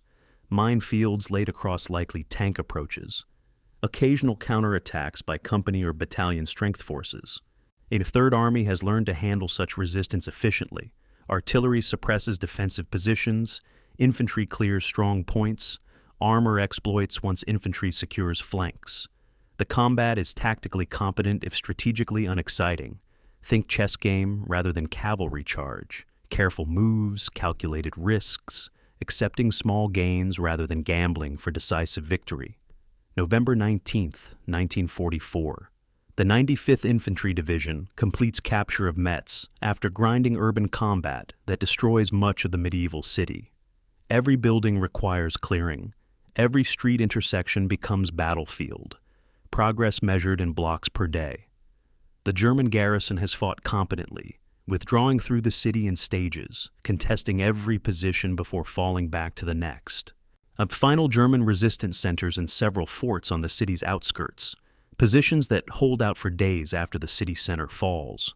When German commanders finally surrender on November 22nd, they've inflicted casualties disproportionate to their strength, approximately 15,000 American casualties to eliminate a garrison of 10,000 Germans. From purely military perspective, it's an unfavorable exchange. From strategic perspective, Metz's capture opens the approaches to the Saar and removes the fortress threat to Third Army's northern flank. November 22nd through November 30th, Third Army consolidates positions along the Saar River and conducts reconnaissance of West Wall defenses beyond. The reconnaissance reveals what everyone expected. The West Wall represents a significant obstacle requiring extensive preparation to breach. Bunkers every few hundred yards, anti-tank ditches, minefields, wire obstacles, all positioned for mutual support. Attacking such defenses without adequate preparation would replicate the Fort Driant disaster on larger scale. Staff officers begin planning methodical operations. Artillery suppression of bunkers, engineer reduction of obstacles, infantry assault supported by armor only after obstacles are cleared. The planning assumes weeks of preparation before major operations can begin. Then, events to the north intervene.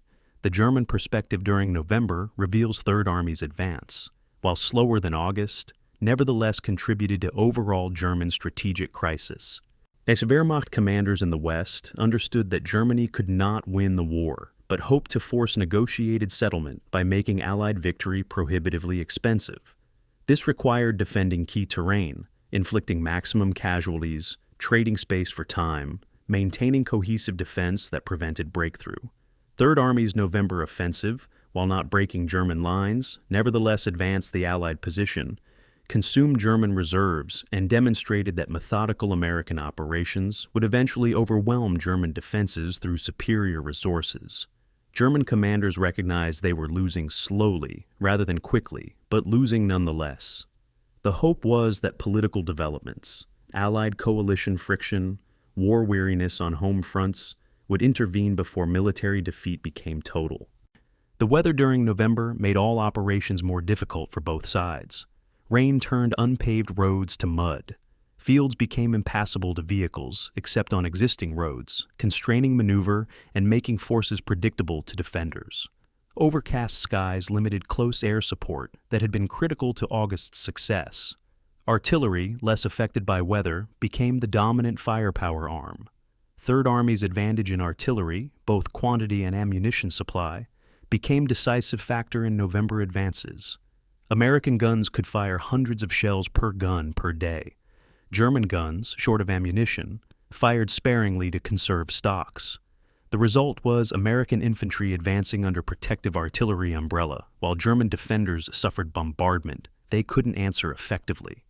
By November 30th, and Third Army occupied positions from which to attack into Germany once preparations were complete. The November offensive gained approximately 40 miles of territory in 3 weeks. Respectable pace, nothing spectacular, consuming 3 weeks to achieve what took 3 days in August. The casualty cost was significant. 24,000 casualties for 40 miles represents 600 casualties per mile, dramatically higher than August's ratio. But the operational situation was fundamentally different. August represented exploitation against disorganized enemy. November represented attack against prepared defenses. The results reflect different operational contexts more than different military effectiveness. The question emerging from November operations was whether Third Army could break through the West Wall before winter made operations impossible. Staff estimates suggested West Wall assault would require 2 weeks of preparation, followed by 2 weeks of actual operations, making mid-December the earliest possible breakthrough. German strength estimates suggested defenders could be overwhelmed given adequate resources and time. Weather forecasts suggested December would bring heavy snow and freezing temperatures that would reduce mobility and favor defenders. The operational calculus suggested a narrow window for success: prepare quickly, attack decisively, achieve breakthrough before weather closed the opportunity.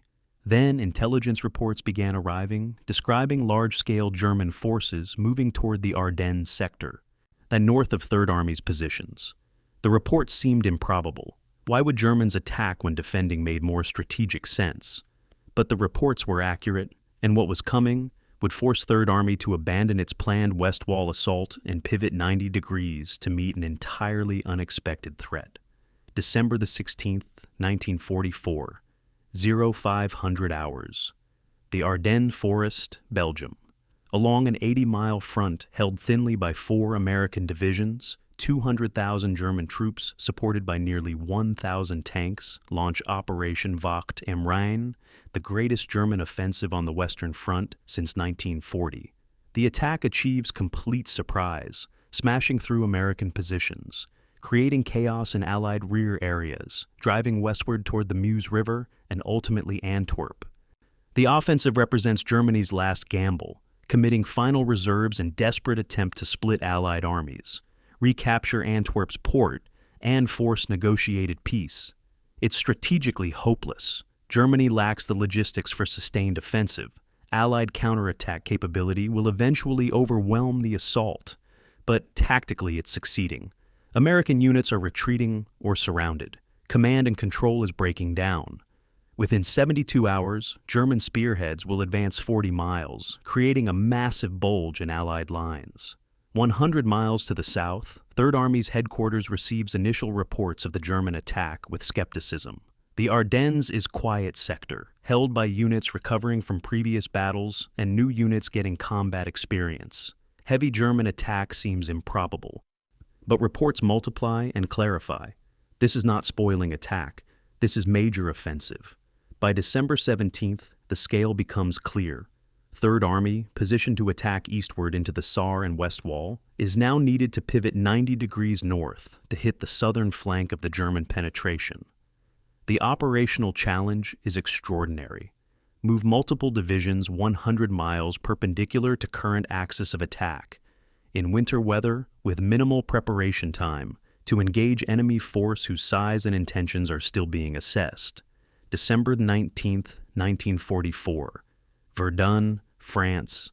Eisenhower convenes emergency conference of senior commanders to coordinate response to German offensive. The meeting's mood is grim. This is worst Allied crisis since D-Day, yet possibly worse because it's occurring when victory seemed inevitable.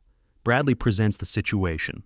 8 German divisions attacking, possibly more, American forces retreating, critical road junction at Bastogne surrounded. Eisenhower asks what forces can counterattack immediately. Patton, who arrived at the meeting having already developed contingency plans, speaks with confidence that contrasts sharply with the prevailing gloom.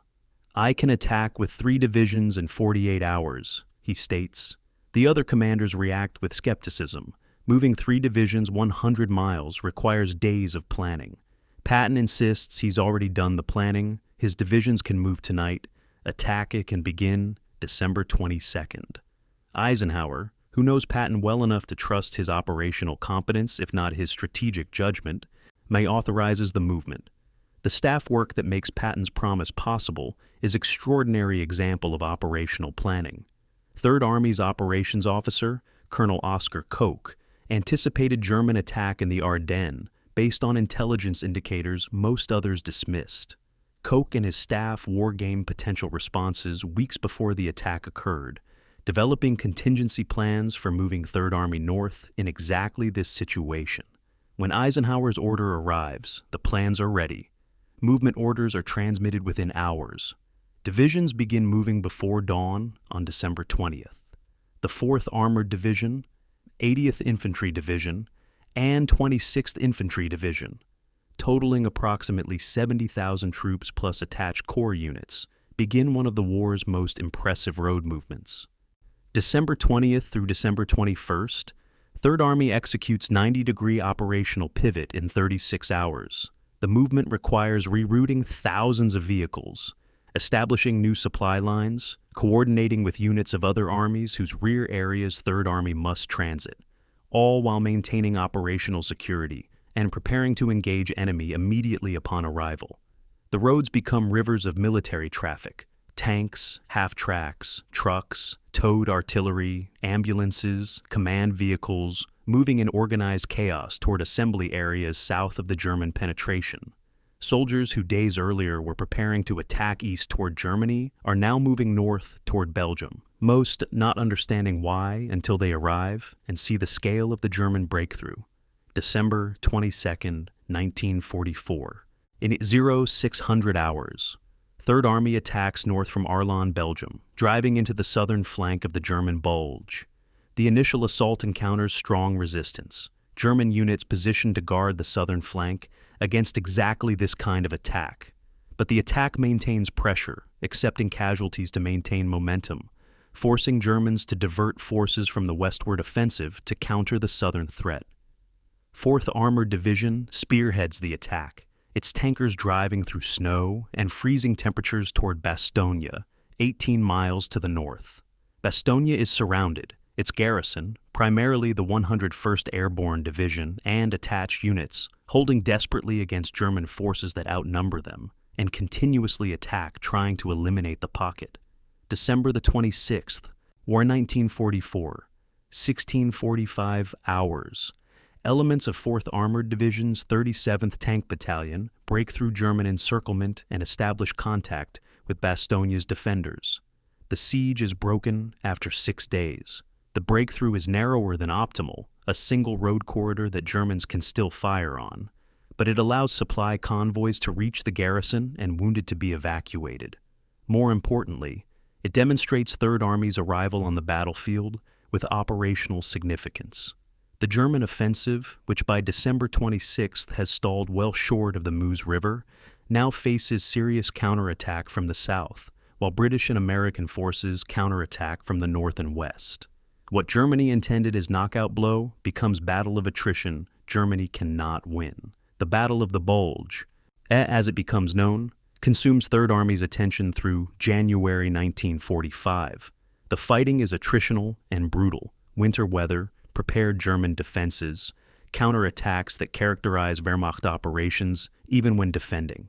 Third Army suffers 50,000 casualties in 6 weeks of fighting to reduce the Bulge and drive German forces back to their start lines. The casualties exceed all of Third Army's losses from August through November combined. But the battle definitively defeats Germany's last offensive capability. The panzer divisions committed to the Ardennes offensive are destroyed or rendered combat ineffective.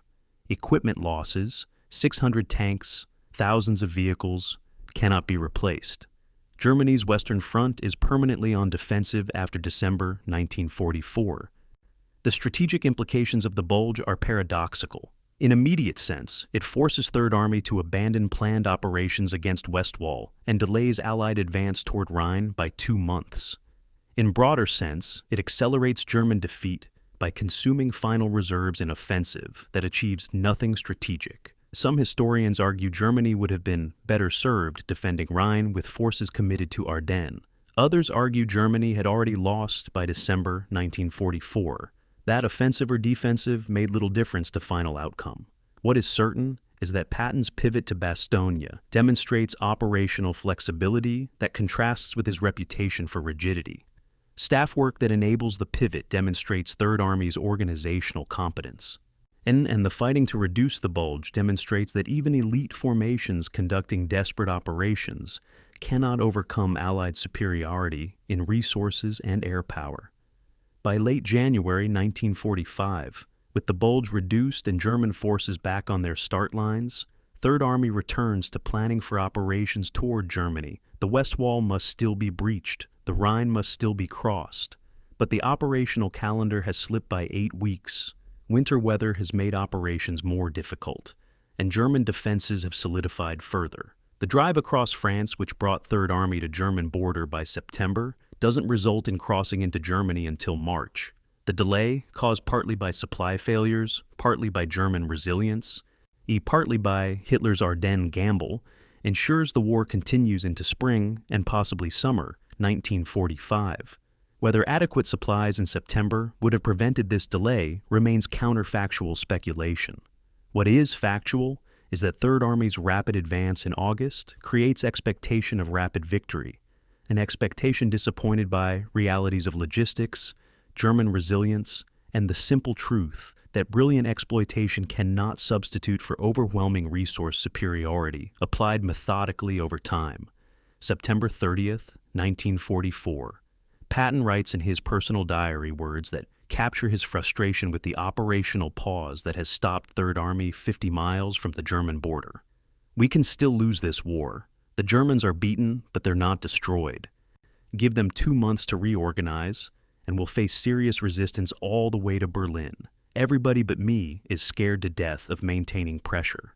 The diary entry, discovered decades later, reveals Patton's genuine belief that autumn 1944 represented a decisive moment, that the opportunity to end the war before winter was real and was being squandered through excessive caution. Whether his belief was correct remains one of military history's most debated questions. The answer requires examining what was possible versus what was probable, distinguishing between tactical opportunity and strategic feasibility.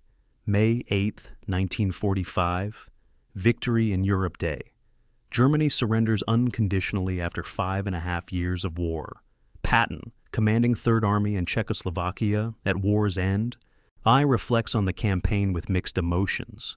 Pride in Third Army's accomplishments, the drive across France, the relief of Bastogne, the breach of the West Wall, the crossing of the Rhine, frustration with opportunities he believes were missed, the halt at Argentan, the supply failures of September, the broad front strategy, the 2-month delay caused by the bulge.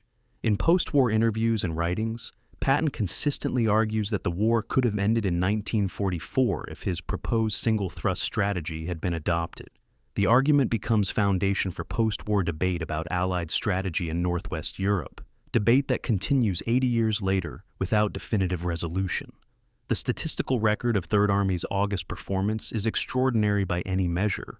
August 1st through September 15th, 600 miles advanced across France, 16 German divisions destroyed or rendered combat ineffective, 300,000 German prisoners captured. Third Army casualties during this period, 16,000 killed, wounded, or missing. The ratio of ground gain to casualties suffered is unprecedented in World War II European theater operations. 37 miles per 1,000 casualties. Compared to operations in other periods, September through November 1944, Third Army advances 40 miles, suffering 55,000 casualties. Ratio of 0.7 miles per 1,000 casualties. The contrast demonstrates how exploitation warfare against disorganized enemy produces results fundamentally different from attritional warfare against prepared defenses. The fuel arithmetic that stopped Third Army in September is precisely calculable and reveals how close they came to achieving breakthrough. From Avranches on August 1st to German border at Saarbrücken, approximately 350 miles. Third Army's actual fuel consumption rate during August, 350,000 gallons per day.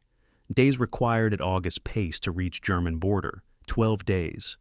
Total fuel required, 4,200,000 gallons. Available fuel through early September from all sources including air delivery, approximately 1 million gallons. Shortage, 3,200,000 gallons. To phrase differently, Third Army had approximately 24% of fuel needed to reach German border at August operational tempo. In additional fuel required was technically deliverable. 1 million gallons represented less than 1 week of Red Ball Express deliveries at peak capacity, but would have required stopping other armies completely to concentrate logistics on Third Army. The German perspective on September 1944 provides crucial evidence for evaluating whether opportunity was real. General Siegfried Westphal, Chief of Staff for German forces in the West, interviewed in 1952, stated, "If Patton's Third Army had maintained momentum through September, we had nothing to stop it before the Rhine. The West Wall was not fully manned. Reserve formations had not arrived from Germany. A determined thrust would have reached Rhine, probably crossed it against minimal opposition, and positioned American forces to advance into industrial heart of Germany before we could organize coherent defense." Similar assessments come from other German commanders, including General Hans von Luck and General Hasso von Manteuffel. These are not Americans making excuses. These are German professionals acknowledging vulnerability at specific moment. The counter-argument centers on whether logistics could support operations beyond the Rhine, even if Third Army reached it.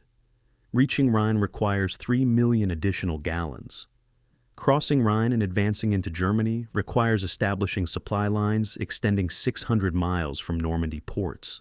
The arithmetic becomes prohibitive. Reaching Rhine is theoretically possible with concentrated effort, and sustaining operations beyond Rhine is mathematically impossible with available logistics capacity. Omar Bradley's post-war defense of broad front strategy rests on this arithmetic. Patton would have reached Rhine and found himself 200 miles inside Germany with no supplies, no reinforcements, and German forces closing behind him. It would have been Arnhem on larger scale, a disaster instead of triumph. The argument has merit. Exploitation requires sustainable logistics, and logistics beyond Rhine simply didn't exist in September 1944. The alternative history scenario requires following the logic. Third Army receives full logistics priority in early September, advances to Rhine by September 20th, crosses against light opposition, advances toward Frankfurt. German forces, disorganized and lacking reserves, cannot prevent initial penetration. But within days, problems emerge. Supply lines stretch beyond breaking point. Flanking German forces, bypass during rapid advance, counterattack supply columns. Forward units, deep in Germany but isolated, face local German counterattacks with insufficient ammunition and fuel to sustain defense. Luftwaffe, defending German homeland, commits remaining strength against supply lines. Weather turns bad, limiting close air support. By early October, Third Army is isolated deep in Germany, fighting for survival rather than advancing. The scenario is plausible and suggests Bradley's caution may have prevented disaster rather than missed opportunity. The comparison with other rapid advances in military history provides context. Soviet Operation Bagration, June through August 1944, advanced 450 miles in 60 days, slower than Third Army but over shorter supply lines with captured German resources. Coalition advanced to Baghdad in 2003, covered 350 miles in 21 days, with pre-positioned logistics and complete air supremacy. Israel's advance into Egypt in 1967 covered 200 miles in 6 days, but stopped due to logistics limitations and political objectives being achieved. In each case, rapid exploitation eventually hits limit where logistics cannot sustain further advance. Third Army's August exploitation hit that limit in September at 350 miles. Continuing would have required logistics miracle that probably wasn't achievable. The final assessment requires acknowledging multiple truths simultaneously. First, Patton's August exploitation was brilliant, achieving results that exceeded all reasonable expectations. Second, the September halt was probably inevitable given logistics realities, though possibly could have been delayed by days rather than weeks, with different allocation priorities. Third, the opportunity Patton perceived to end war in 1944 was likely more limited than he believed, sustainable logistics probably precluding operations deep into Germany regardless of initial success. Fourth, broad front strategy was strategically sound for coalition warfare, even if operationally conservative. Fifth, the war ended in May 1945, partly because supplies that could have maintained Third Army's momentum went to all Allied armies equally. Ensuring comprehensive defeat of Germany rather than risky single-thrust gamble. Patton's legacy from the drive across France rests not on hypothetical what-ifs, but on actual achievements. Third Army demonstrated that exploitation warfare remains viable in 20th century, that aggressive leadership creates opportunities, methodical approach misses, that maintaining momentum produces results beyond capabilities suggested by bean counting. Whether continuing that exploitation would have ended the war in 1944 remains unknowable. What is knowable is that August 1944 saw one of history's most brilliant exploitation operations, executed by an army that redefined the possible, commanded by a general whose aggressive instincts matched perfectly the fleeting opportunity that breakthrough creates. The drive across France didn't end the war in 1944. But it wrote a chapter in military history that remains studied 8 decades later, testament to what's achievable when brilliance, opportunity, and audacity align, and warning about what happens when logistics cannot sustain operational ambition. The final image that captures the entire campaign. September 5th, 1944, somewhere in eastern France, a single Third Army tank sits immobile on a road, engine silent, crew waiting for fuel that's still 600 miles away in Normandy. 50 miles ahead lies the German border, and beyond it, the Rhine. Behind lies 600 miles of liberated France and defeated German formations. The tank could reach Germany in one day if fuel arrived. Instead, it waits. And war is decided not by what armies could do, but by what logistics permit them to do. Third Army's drive across France ends not with breakthrough into Germany, but with engines going silent for lack of fuel. It's anticlimactic and frustrating, and entirely representative of warfare's reality. Brilliance must serve logistics, not the reverse, and campaigns end when supply lines snap, regardless of tactical opportunity. Patton wanted to keep going. Reality said, stop. And in that tension between ambition and arithmetic lies the story's enduring lesson.